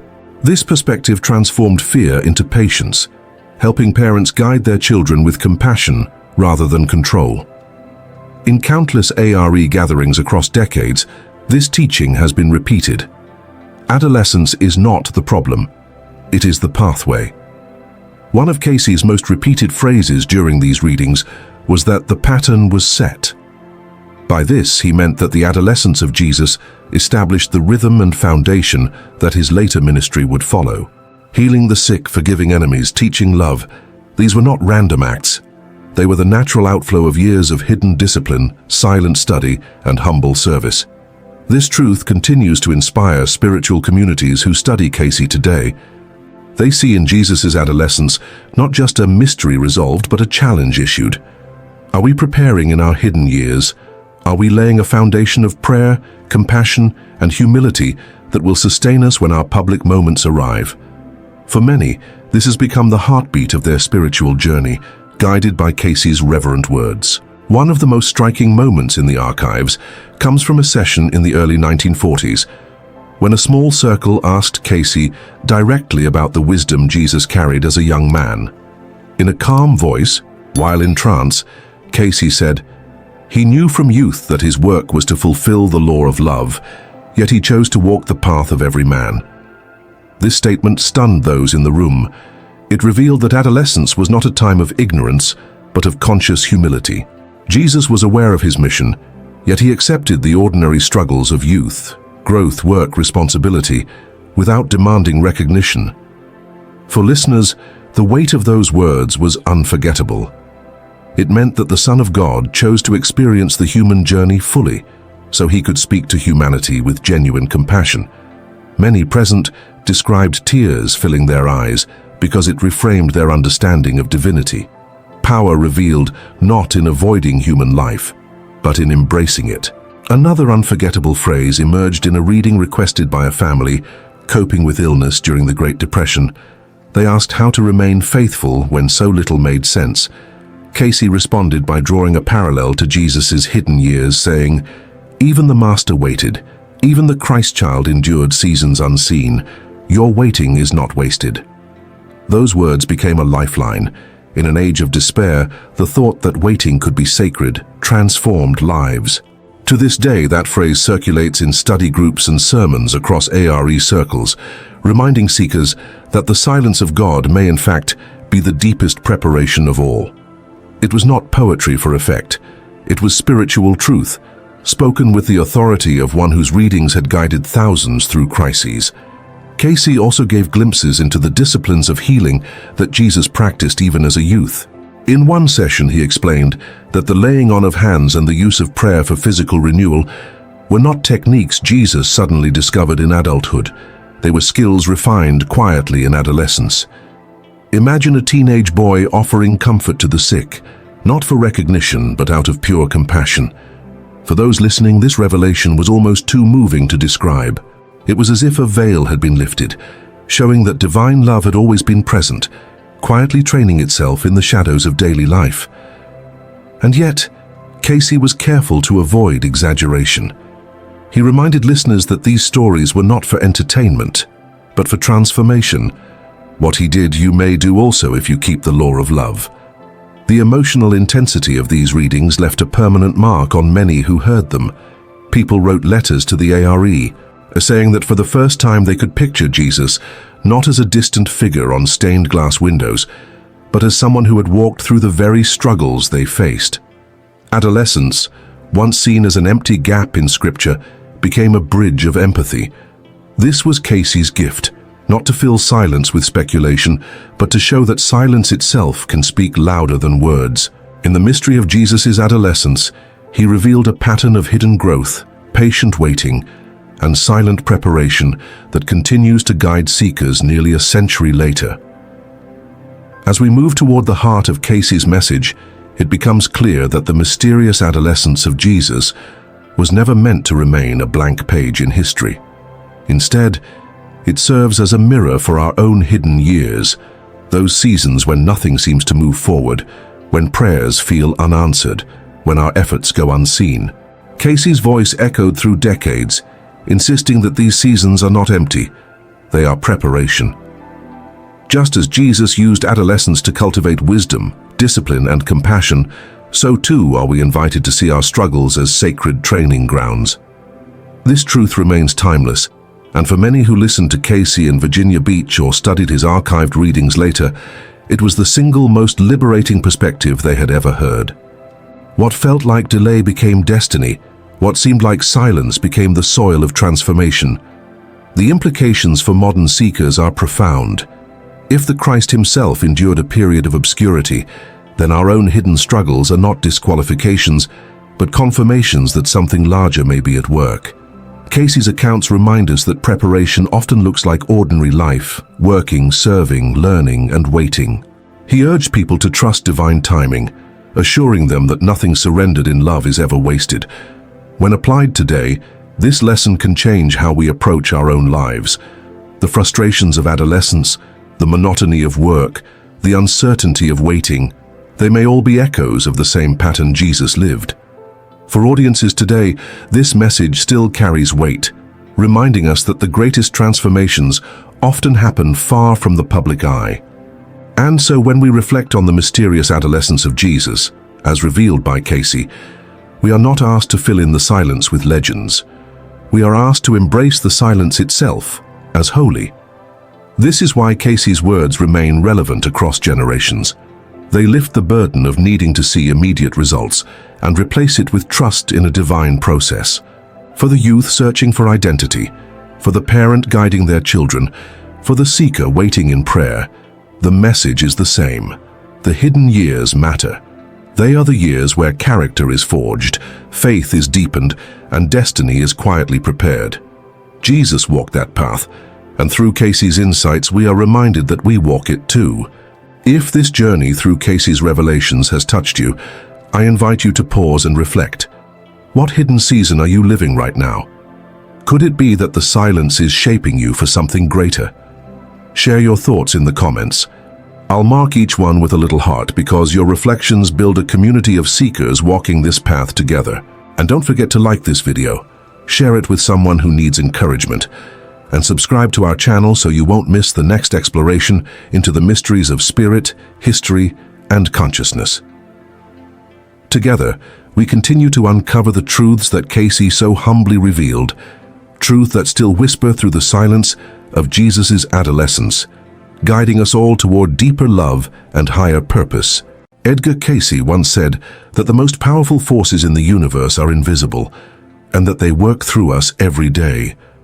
What most people call angels and demons, Cayce described as living energies, spiritual currents of light and shadow that move through the human mind and shape the fate of nations.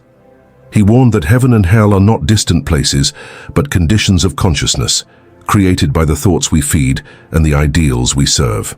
In his view, angels were not winged beings in the clouds, and demons were not creatures of fire, they were states of vibration. The angelic arises when we align with divine purpose. The demonic awakens when we fall into ignorance and fear. This truth, Cayce said, is why the Bible speaks in symbols. The battles between angels and demons are not happening in the sky, they are happening inside every soul alive today. Cayce believed that every human being carries both realms within, and that the greatest spiritual war of all time is the one raging in the unseen corners of our own hearts. Understanding this, he said, changes how we read Scripture forever, because suddenly every parable, every prophecy, every battle becomes a mirror for our inner struggle between ego and spirit.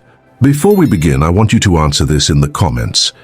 Do you believe angels and demons are external beings or forces acting through the human mind? Your answer might reveal which side of this invisible war you've been serving. Edgar Cayce taught that what we call angels and demons are not separate species of beings watching humanity from the skies, but spiritual energies that reflect the deepest movements of the human soul. He said that in every moment, we open ourselves to one of two influences: the vibration of divine harmony or the vibration of self-will and fear.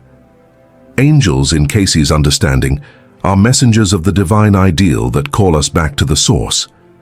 Demons, or lower entities, are distortions of that same energy, vibrations of thought that have lost alignment with God.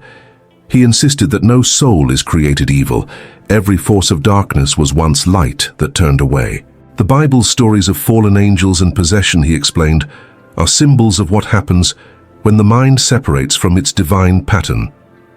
When we live without faith, without love, or without purpose, we become open vessels for those lower vibrations to act through us. But when we live in truth, prayer, and service, the angelic forces flow through our hearts, renewing life everywhere they go. Cayce's vision of this invisible battle is not one of fantasy or fear, it is the science of spirit. He said the entire universe is made of vibration, and thought itself is a creative energy that builds form. When a thought is born in harmony with divine law, it manifests as light, order, and healing. When it resists that law, it breeds confusion, decay, and pain. Angels, then, are not just figures of myth. They are the spiritual patterns of truth, the living designs of divine will. They bring inspiration, guidance, and protection because they operate according to the law of love. The demonic, by contrast, has no creative power of its own. It can only distort and consume what is already made. This is why Cayce said that fear is the doorway to darkness, while faith is the shield of light. Every human life, he said, becomes a temple of either vibration, the holy or the fallen, depending on what we choose to think, feel, and worship. He reminded his followers that Jesus himself encountered both forces in his lifetime. The temptation in the desert, Cayce said, was not a conversation with a horned creature, but the test of human will against divine purpose. In that story, the Christ overcame the demonic vibration, the temptation to use divine power for selfish ends. Cayce taught that this same trial happens in every soul that awakens spiritually. When we begin to walk with God, the lower energies of fear, greed, and pride rise up in resistance. They whisper through thoughts of doubt, guilt, and desire, trying to keep the soul chained to material illusions. But through prayer and surrender, the light overcomes them. This is why he called Jesus the perfect example of the Christ pattern, the soul fully attuned to the angelic current of divine love. And he warned that those who reject this inner calling, clinging to hatred or control, open themselves to darker realms that feed on separation from God. He said these forces are real, not as monsters in shadows, but as currents of consciousness that every person can feel. Have you ever walked into a place that felt heavy, cold, or anxious without knowing why? Cayce would say, that's the residue of thought forms created by fear or anger. Likewise, have you ever felt peace so deep that it silences all worry? That, he said, is the presence of angelic energy. He described angels as intelligences of pure harmony, ever ready to guide the willing heart. They communicate not through speech, but through intuition, synchronicity, and sudden clarity of thought. The more we align with love and faith, the stronger their influence becomes. In contrast, he warned that the demonic thrives in confusion, division, and self-importance. Its greatest weapon is to convince us that God is absent and that we are alone. But the truth, Cayce said, is that no soul is ever alone. The light never withdraws. We simply turn our gaze away. Cayce explained that the angelic and demonic realms are not distant planes separate from human experience. They coexist with us, interwoven with thought and intention. Every prayer, every act of kindness, every selfish impulse creates a ripple in these unseen dimensions. He said that angels are the pure expression of divine law, extensions of God's thought manifesting as help, healing, and wisdom. Their presence, he taught, is natural and constant. What changes is our ability to perceive them. In the same way, what people call demons are dissonant thought forms, energies born of fear, pride, and hatred that drift through creation, seeking resonance. They find their home not in fiery pits, but in human hearts that have forgotten their source. Like attracts like, Cayce said, and the mind becomes the channel through which the invisible finds expression. He warned that the most dangerous evil is the one we justify. Every time a person uses faith to condemn, intelligence to deceive, or strength to dominate, they strengthen the vibration of separation. Yet the moment one chooses humility, forgiveness, or truth, they open a door for the angelic current to move through them. Cayce said that angels are not bound by religion or ritual. They respond to intention. The sincere prayer of a child reaches them faster than the rituals of the learned, if the heart is pure. And the most powerful invocation of all is gratitude, for thankfulness aligns us instantly with the divine order. Demons, he said, cannot dwell in a heart filled with gratitude, because fear cannot coexist with love. He described this law of resonance as universal. Nations fall when they become addicted to power, families collapse when they forget love, and individuals lose peace when they live only for the self. In each case, the demonic vibration gains ground because divine law has been forgotten. But the cure, Cayce said, is always the same: return to the ideal. Hold an image of Christ in the mind, not as a figure to worship, but as a pattern to live by. He said that the Christ pattern is the highest frequency the human soul can achieve. It dissolves hatred, heals divisions, and brings the soul back into harmony with its Creator. The more we practice this awareness, the more our thoughts become prayers and our actions become blessings. If you felt the tension between hope and despair, between the urge to love and the temptation to give up, you are already part of this invisible war. But Cayce insisted that this battle is not hopeless. No force of darkness, he said, can overcome the smallest spark of light. Every moment you choose faith over fear, you weaken the vibration of evil in the world. Every act of forgiveness strengthens the angelic current. The final judgment, he said, is not God deciding who to save. It is every soul deciding which vibration to live by. If this message speaks to you, take a moment to like this video, subscribe, and comment what light means to you today. Every interaction helps spread this awareness and brings more souls into alignment with divine truth. Cayce said that the invisible world is organized by law, not by chaos.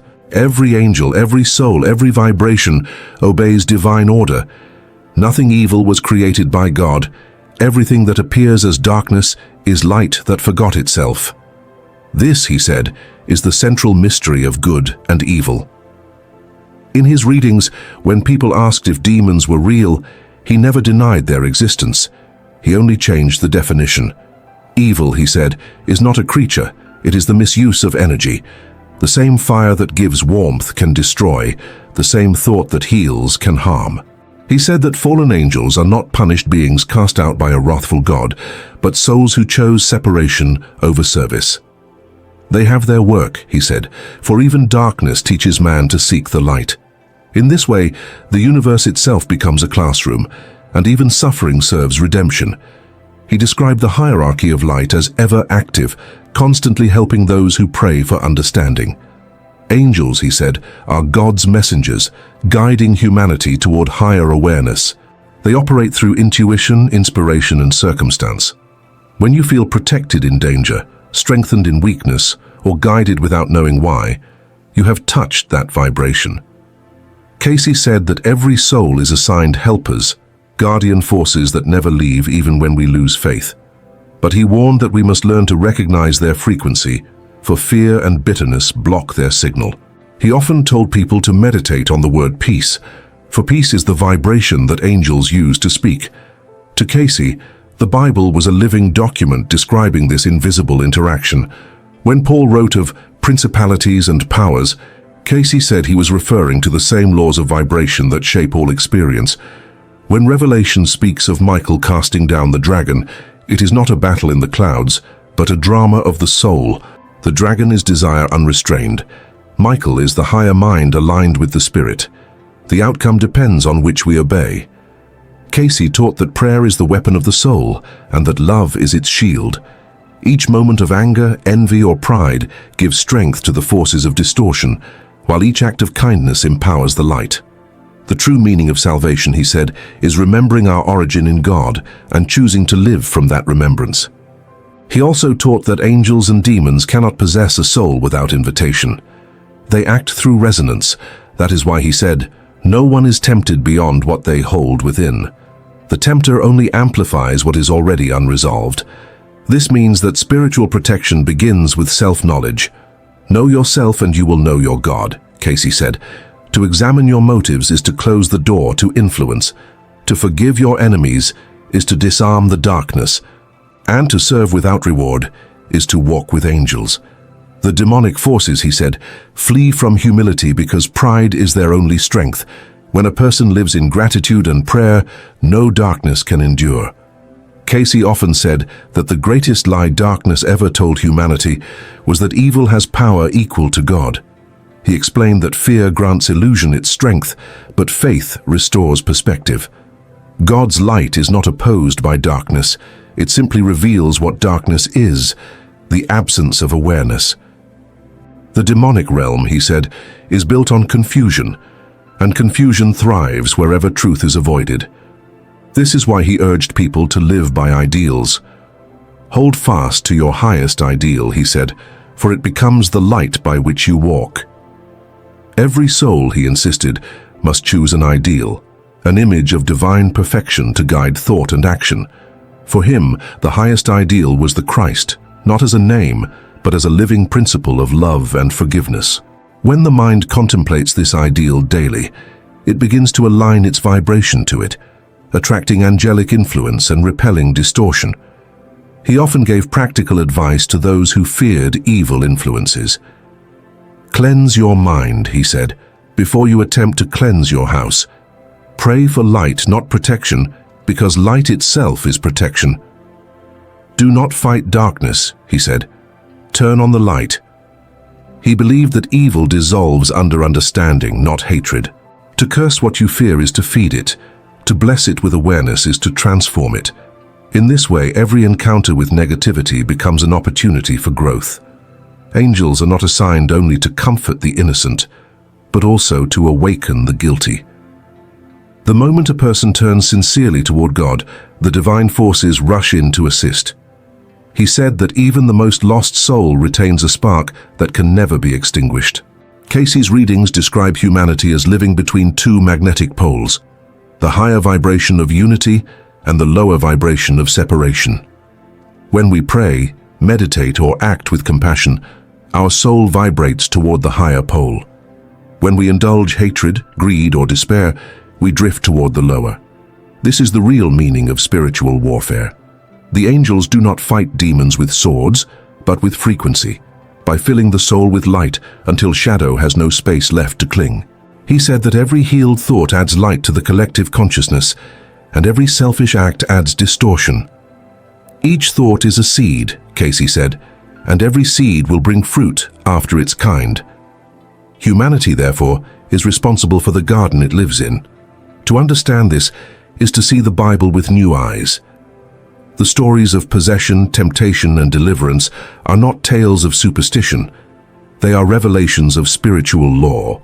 The man tormented by demons in the Gospels is the symbol of a mind consumed by its own fears and guilt, and Christ's command, "Be clean," is the word of divine order restoring harmony. The same authority, Cayce said, lives in every soul that recognizes its unity with God. This is why Jesus told his followers, "The things I do, you shall do also." According to Cayce, that promise still stands. The angelic realm is not distant, it is waiting for cooperation. He said that if humanity truly believed this, it would no longer pray for miracles, it would become one. Cayce said that angels and demons reveal themselves most clearly through the choices we make when no one is watching. He believed that every human act, whether in thought, word, or deed, sends out a vibration that joins the chorus of creation. In his readings, he often reminded people that the universe is a mirror. Whatever vibration we send returns to us amplified. You attract what you are, he said, not what you wish for. That is why fear seems to multiply when it is entertained, and peace deepens when it is practiced. The demonic, he explained, feeds on repetition, the daily choice to worry, to judge, to dwell in resentment. The angelic, in contrast, is strengthened by gratitude, forgiveness, and devotion. To choose love consistently, he said, is the slow work of redemption, the transformation of energy from shadow into light. Cayce described prayer as the bridge between these worlds. Every sincere prayer, he said, creates a pattern of light that calls the angelic forces into action.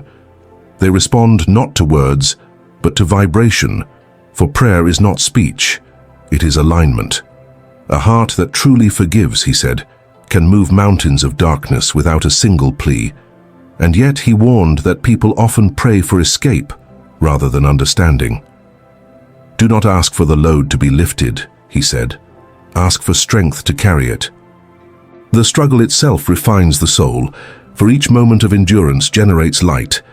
Angels do not prevent suffering, they redeem it by turning it into wisdom.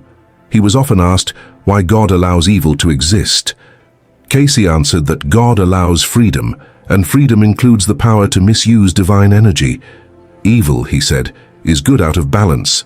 Without contrast, the soul could not grow. But he also emphasized that there is no balance between good and evil in the eternal sense.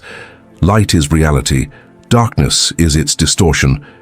When the mind returns to truth, illusion disappears. Thus, he said, no demon can truly conquer a soul that knows its origin in God. The power of darkness depends on the soul's forgetfulness. The moment remembrance returns, the light reclaims its authority.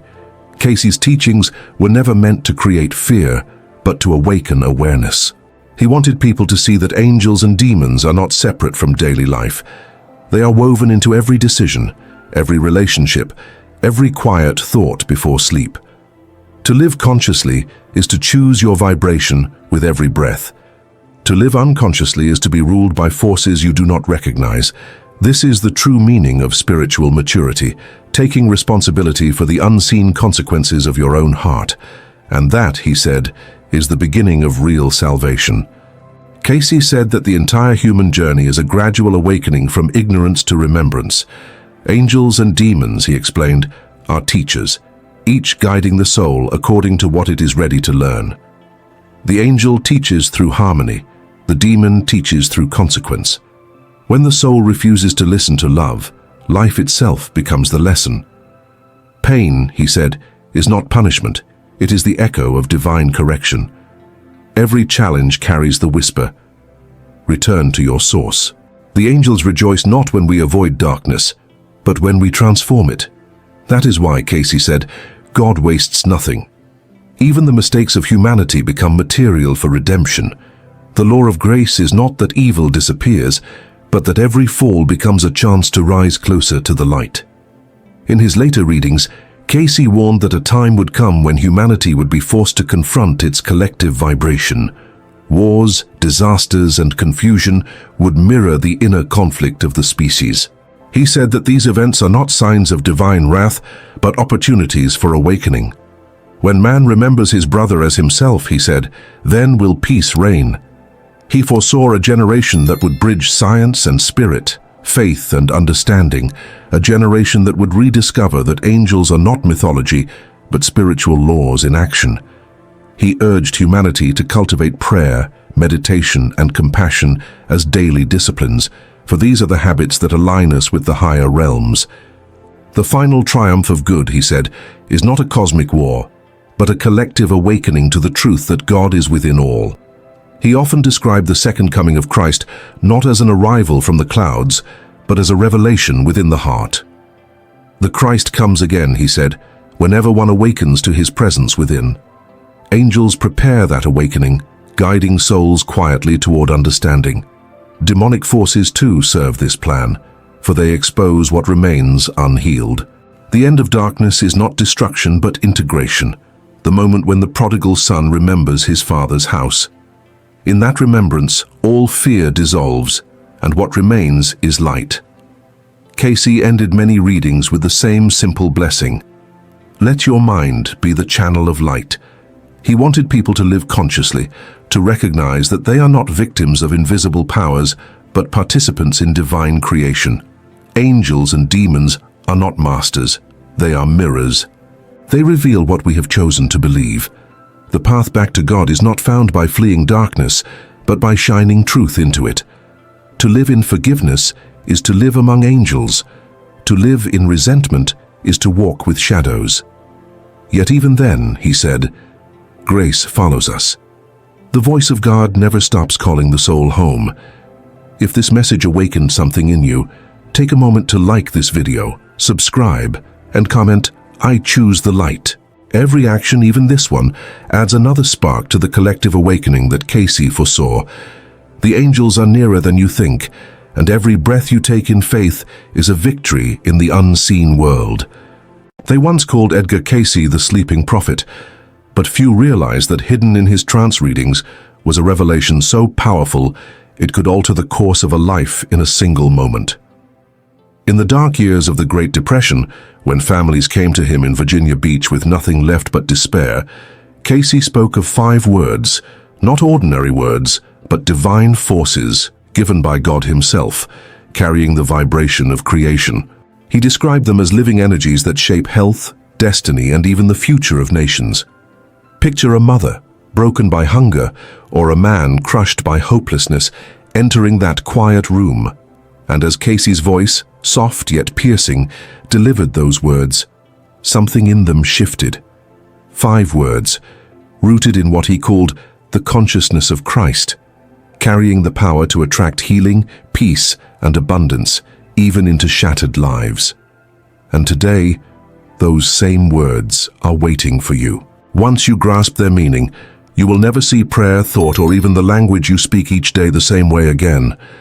During one session that left witnesses in tears, Cayce explained that words carry vibrations, and those vibrations return to us multiplied. He didn't mean this symbolically, he meant it literally. He said that words are like seeds planted into the universal mind, and that these seeds grow according to the soil of our hearts and the sunlight of our intentions. Some laughed at the simplicity, but those who practiced began to see results so powerful that their families could never again deny the mystery of spirit. Cayce made it clear, every soul, no matter how lost, could awaken the Christ consciousness within by choosing to speak, repeat, and live out these divine words. He called them channels of creation, and he warned that to ignore them was to block the very flow of God's blessings into your life. What might shock you is how practical these words are. Not abstract theology, but real forces you can use today. Think about this. Modern science has proven that words alter brain chemistry, changing heart rate, blood pressure, even immune responses. Yet Cayce was saying this decades earlier in a small room in Virginia, as neighbors and skeptics gathered to hear him. He described how the word love, when spoken in truth, could raise the vibration of a room, how the word faith could align a soul with its higher purpose, how peace, when held within, could radiate outward and transform conflict into cooperation.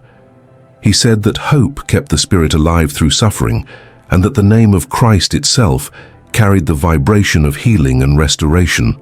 Love, faith, peace, hope, Christ. 5 words, woven directly into his readings. 5 words he declared were gifts from God to humanity.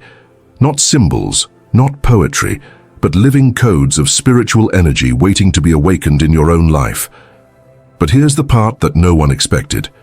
Cayce warned that these words are not magic spells. They only attract when lived with sincerity.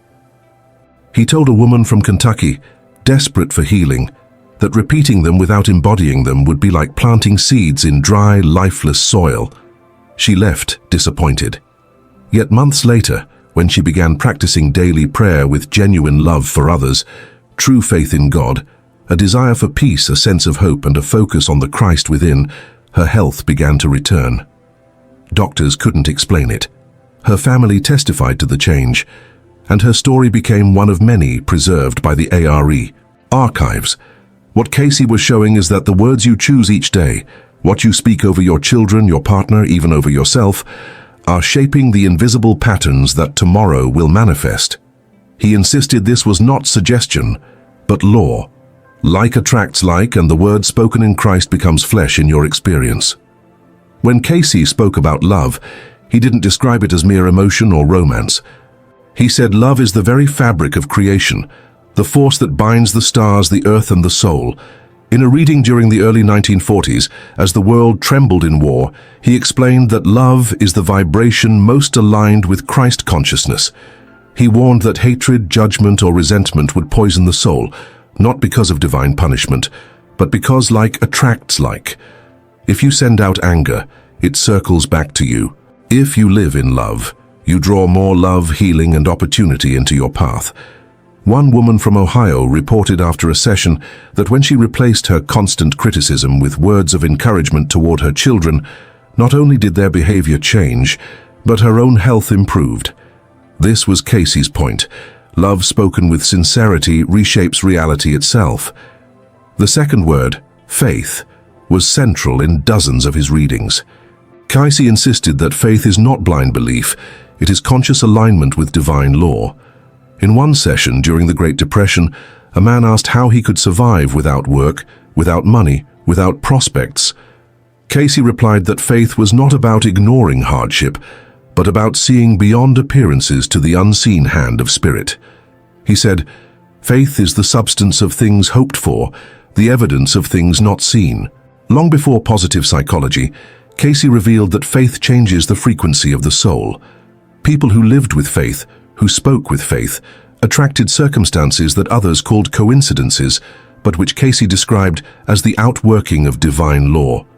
He pointed to the teachings of Christ himself, reminding the man that even a mustard seed of faith could move mountains, not metaphorically, but vibrationally, attracting the unseen forces that bring the impossible into form. The third word, peace, carried profound meaning in Cayce's sessions. During the war years, families came to him terrified about their sons overseas. Cayce, often with tears streaming down his face while in trance, would repeat, "Peace be within you." He explained that peace is not the absence of conflict, but the stillness of the soul when aligned with God's will. He urged people to practice speaking peace even in the midst of turmoil, because peace, like love, is contagious. One documented case describes a man who, after applying Cayce's advice, stopped carrying his bitterness into his workplace. Instead, he began greeting everyone with calmness and respect. Slowly, the hostility that once filled his shop gave way to cooperation. Cayce declared that peace attracts harmony, both inwardly and outwardly, and that without peace, even love and faith could not flourish. Then came hope, which Cayce described as the bridge between suffering and transformation. He often emphasized this to people who had lost everything, whether in financial collapse or in the grief of losing loved ones. Hope, he said, keeps the soul tethered to possibility when circumstances scream otherwise. It prevents despair from consuming the heart. A striking example is a reading in Virginia Beach where Cayce told a grieving mother that hope is not denial of pain, but the certainty that the soul continues, that every loss will be redeemed in spirit. She later reported that these words kept her alive in her darkest nights. Cayce explained that hope attracts new beginnings. When spoken daily, "I live in hope, there is still a way," it becomes a spiritual magnet for renewal. Without hope, humanity collapses. With hope, even a devastated world can rise again. Finally, Cayce revealed the word that unites all the others: Christ. He didn't use this name lightly. To Cayce, the word Christ was not just a title for Jesus of Nazareth, but the vibration of divine wholeness present in every soul. He said that when spoken with reverence, this word awakens a force within us that aligns body, mind, and spirit with the creative source itself. In a reading from the early 1930s, Cayce told a man struggling with alcoholism that repeating "Christ within me" each day, while truly believing it, would begin to reorder his desires and his habits. Witnesses recorded that within months the man's life transformed. The addiction lost its grip, not because of willpower alone, but because the vibration of Christ reshaped his consciousness. Cayce emphasized that Christ is not outside you. Christ is the pattern of perfection placed within your soul since the beginning. Speaking this word is like striking a tuning fork that brings all of life into harmony. This is where the 5 words converge: love, faith, peace, hope, Christ. Each carries its own frequency, but together they form what Cayce called the path of Christ consciousness. When combined, they are not simply words, they are keys. Imagine a locked door that holds the blessings you've prayed for: health, guidance, abundance, reconciliation. Cayce said these 5 words, when lived, are the keys that open that door. And this is not a vague promise. Families documented healings, businesses turned around, relationships restored after they began to embody these principles. Skeptics traveled from New York and Washington to witness what was happening in Virginia Beach. Some left unconvinced, but others returned months later, humbled, reporting that when they applied these 5 words, their lives changed in ways no medicine, no therapy, no strategy had achieved. But Cayce also issued a warning: misuse of words has consequences. In several readings, he explained that speaking with fear, gossip, anger, or deceit plants poisonous seeds that inevitably grow. He said, "The word becomes flesh," reminding us that the universe echoes what we declare. A man from Kentucky once came asking why his life was a cycle of failure. Cayce answered that his tongue had sown curses upon himself and his family, and until he replaced them with love, faith, peace, hope, and Christ, nothing would shift. The man resisted at first, but later reported back with amazement. Once he consciously shifted his language, even his finances and health improved. This pattern, Cayce explained, is not superstition, it is law. The same way gravity works, whether you believe in it or not, the law of words works regardless of your awareness. Now think about your own life. What words do you repeat every day? When you speak about your future, are your words soaked in fear or are they guided by hope? When you describe yourself, do you echo judgment or do you reflect love? Cayce said that your life right now is the mirror of yesterday's words. But the beauty of God's gift is this: you can change tomorrow by changing what you declare today. That's why these 5 words are not just religious phrases, they are spiritual technology. Love sets the vibration, faith anchors it, peace sustains it, hope lifts it, and Christ completes it. This is the secret Cayce said would draw into your life exactly what aligns with your higher self. Not wealth for its own sake, not power over others, but the abundance, harmony, and healing that come from living in alignment with God's pattern for the soul. Cayce was practical. He didn't want these 5 words to remain lofty ideas written in books or repeated only in church. He instructed people to apply them daily, in prayer, in thought, in every conversation. For him, prayer was not begging God for favors, but aligning your soul with divine law. He said, "Pray the prayer of the heart, not just of the lips." That meant speaking love over your family when they were sick or discouraged, not merely worrying. It meant affirming faith even when bills piled up. It meant carrying peace into a conflict instead of adding more fire. It meant declaring hope when others drowned in despair. And above all, it meant invoking Christ, not as a distant savior, but as the living presence within you, guiding and healing every step of your path. Cayce warned that without application, these words were like seeds left in a bag, full of potential but fruitless. Witnesses reported that Cayce himself lived this way. Though often exhausted from giving readings, he was known for greeting people with gentle encouragement, never harshness. In Hopkinsville, neighbors remembered how he would pause to listen to a struggling farmer, offering a word of hope when no solution was visible. During World War II, families in Virginia Beach said Cayce's voice alone carried peace into their darkest nights. His life became evidence that these 5 words lived out attract more than circumstances. They attract transformation. He once told a group that when you live in love, faith, peace, hope, and Christ, you become a magnet for what your soul truly needs, not just what your mind desires. And this, he explained, was the true law of attraction, rooted not in selfishness, but in alignment with divine consciousness. To keep this truth alive, Cayce gave simple exercises. One was to start and end each day by repeating the 5 words slowly, allowing their vibration to sink into the subconscious. He recommended breathing deeply with each one, visualizing how love fills the body, faith strengthens the mind, peace calms the emotions, hope lights the future, and Christ unites them all. He promised that over weeks and months, this practice would rewire not just thoughts, but even physical health. Modern research on neuroplasticity and psychosomatic healing now supports what Cayce said nearly a century ago. Repeated words and beliefs literally reshape the brain and body. But Cayce didn't need laboratories to prove it. He saw it happening in real lives. People who followed these practices wrote letters years later, testifying to healings, restored marriages, new beginnings, and deep inner peace. And here is a critical truth Cayce shared. These words are not for private use only. They are meant to be spoken into the world. He explained that when you speak love into a conversation, the vibration lingers, influencing others beyond what you see. When you declare faith in front of someone drowning in doubt, you help lift them into new possibility. When you bring peace into a tense meeting, you shift the energy of the room. When you carry hope into a grieving family, you light a spark that keeps them alive. And when you invoke Christ consciousness, not as dogma but as a living force, you invite the very presence of God to manifest in your midst. Cayce believed that if enough people practiced this, entire communities, even nations, could be transformed.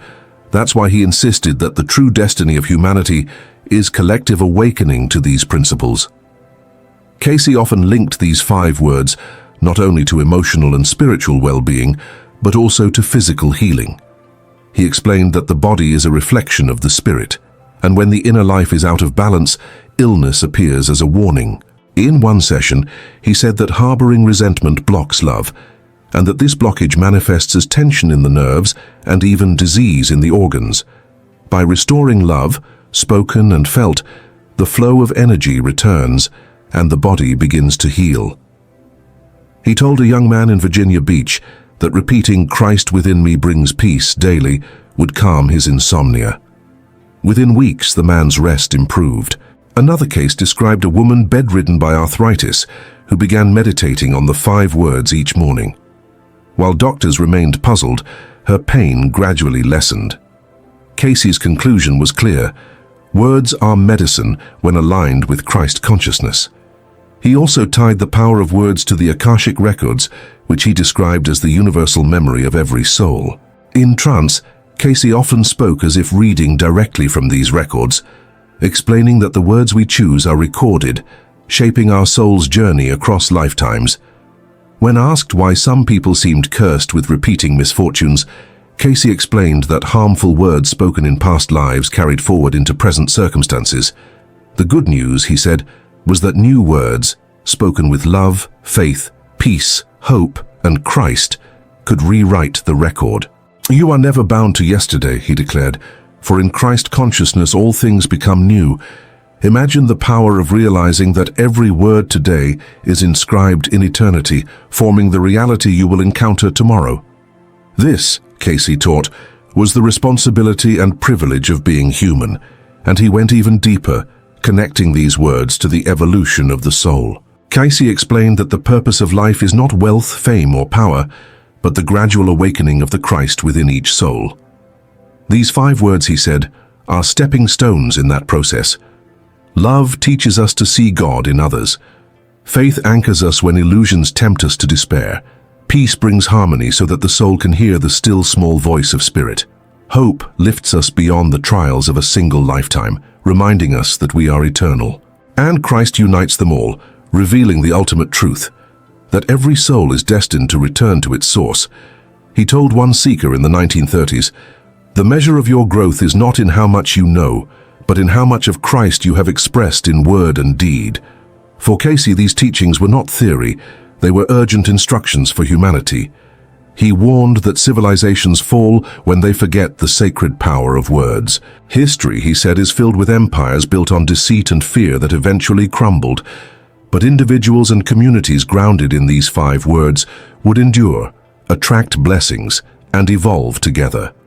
That's why he insisted his followers not worship him or even his gift, but to live the words daily. His message echoes across generations. Your words are your destiny, and in Christ consciousness, you hold the keys to attract everything your soul was meant to experience. Love, faith, peace, hope, Christ. These are not abstract ideals. They are the living forces God gave you, and they are waiting right now to transform your life. So now the question is not whether these 5 words work, it is whether you will choose to live them. Cayce said that every soul has the Christ pattern within, but only those who awaken it through daily practice experience the fullness of God's promise. Love without faith collapses under pressure. Faith without peace becomes fanaticism. Peace without hope turns into resignation. Hope without Christ is fragile optimism. But together these words form an unbreakable chain, connecting heaven and earth, spirit and body, past and future.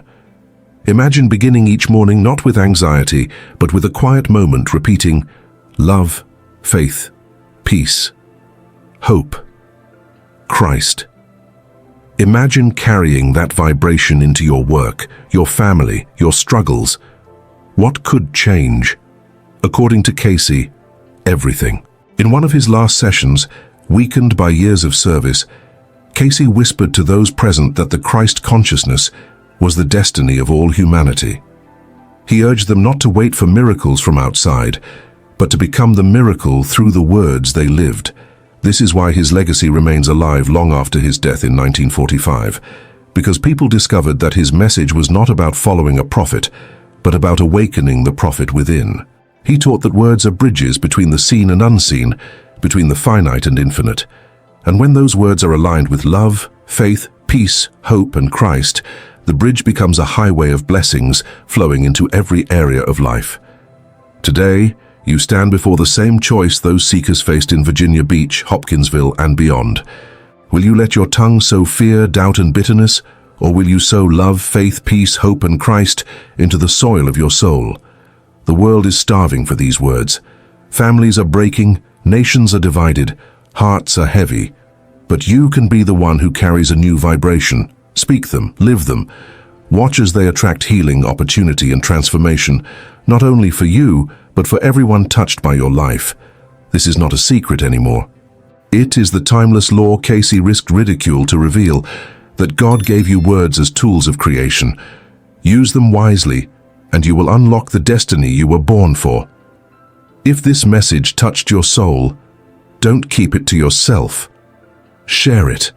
Become part of a community that is awakening to the same truth Cayce proclaimed nearly a century ago. Speak these words into the comments.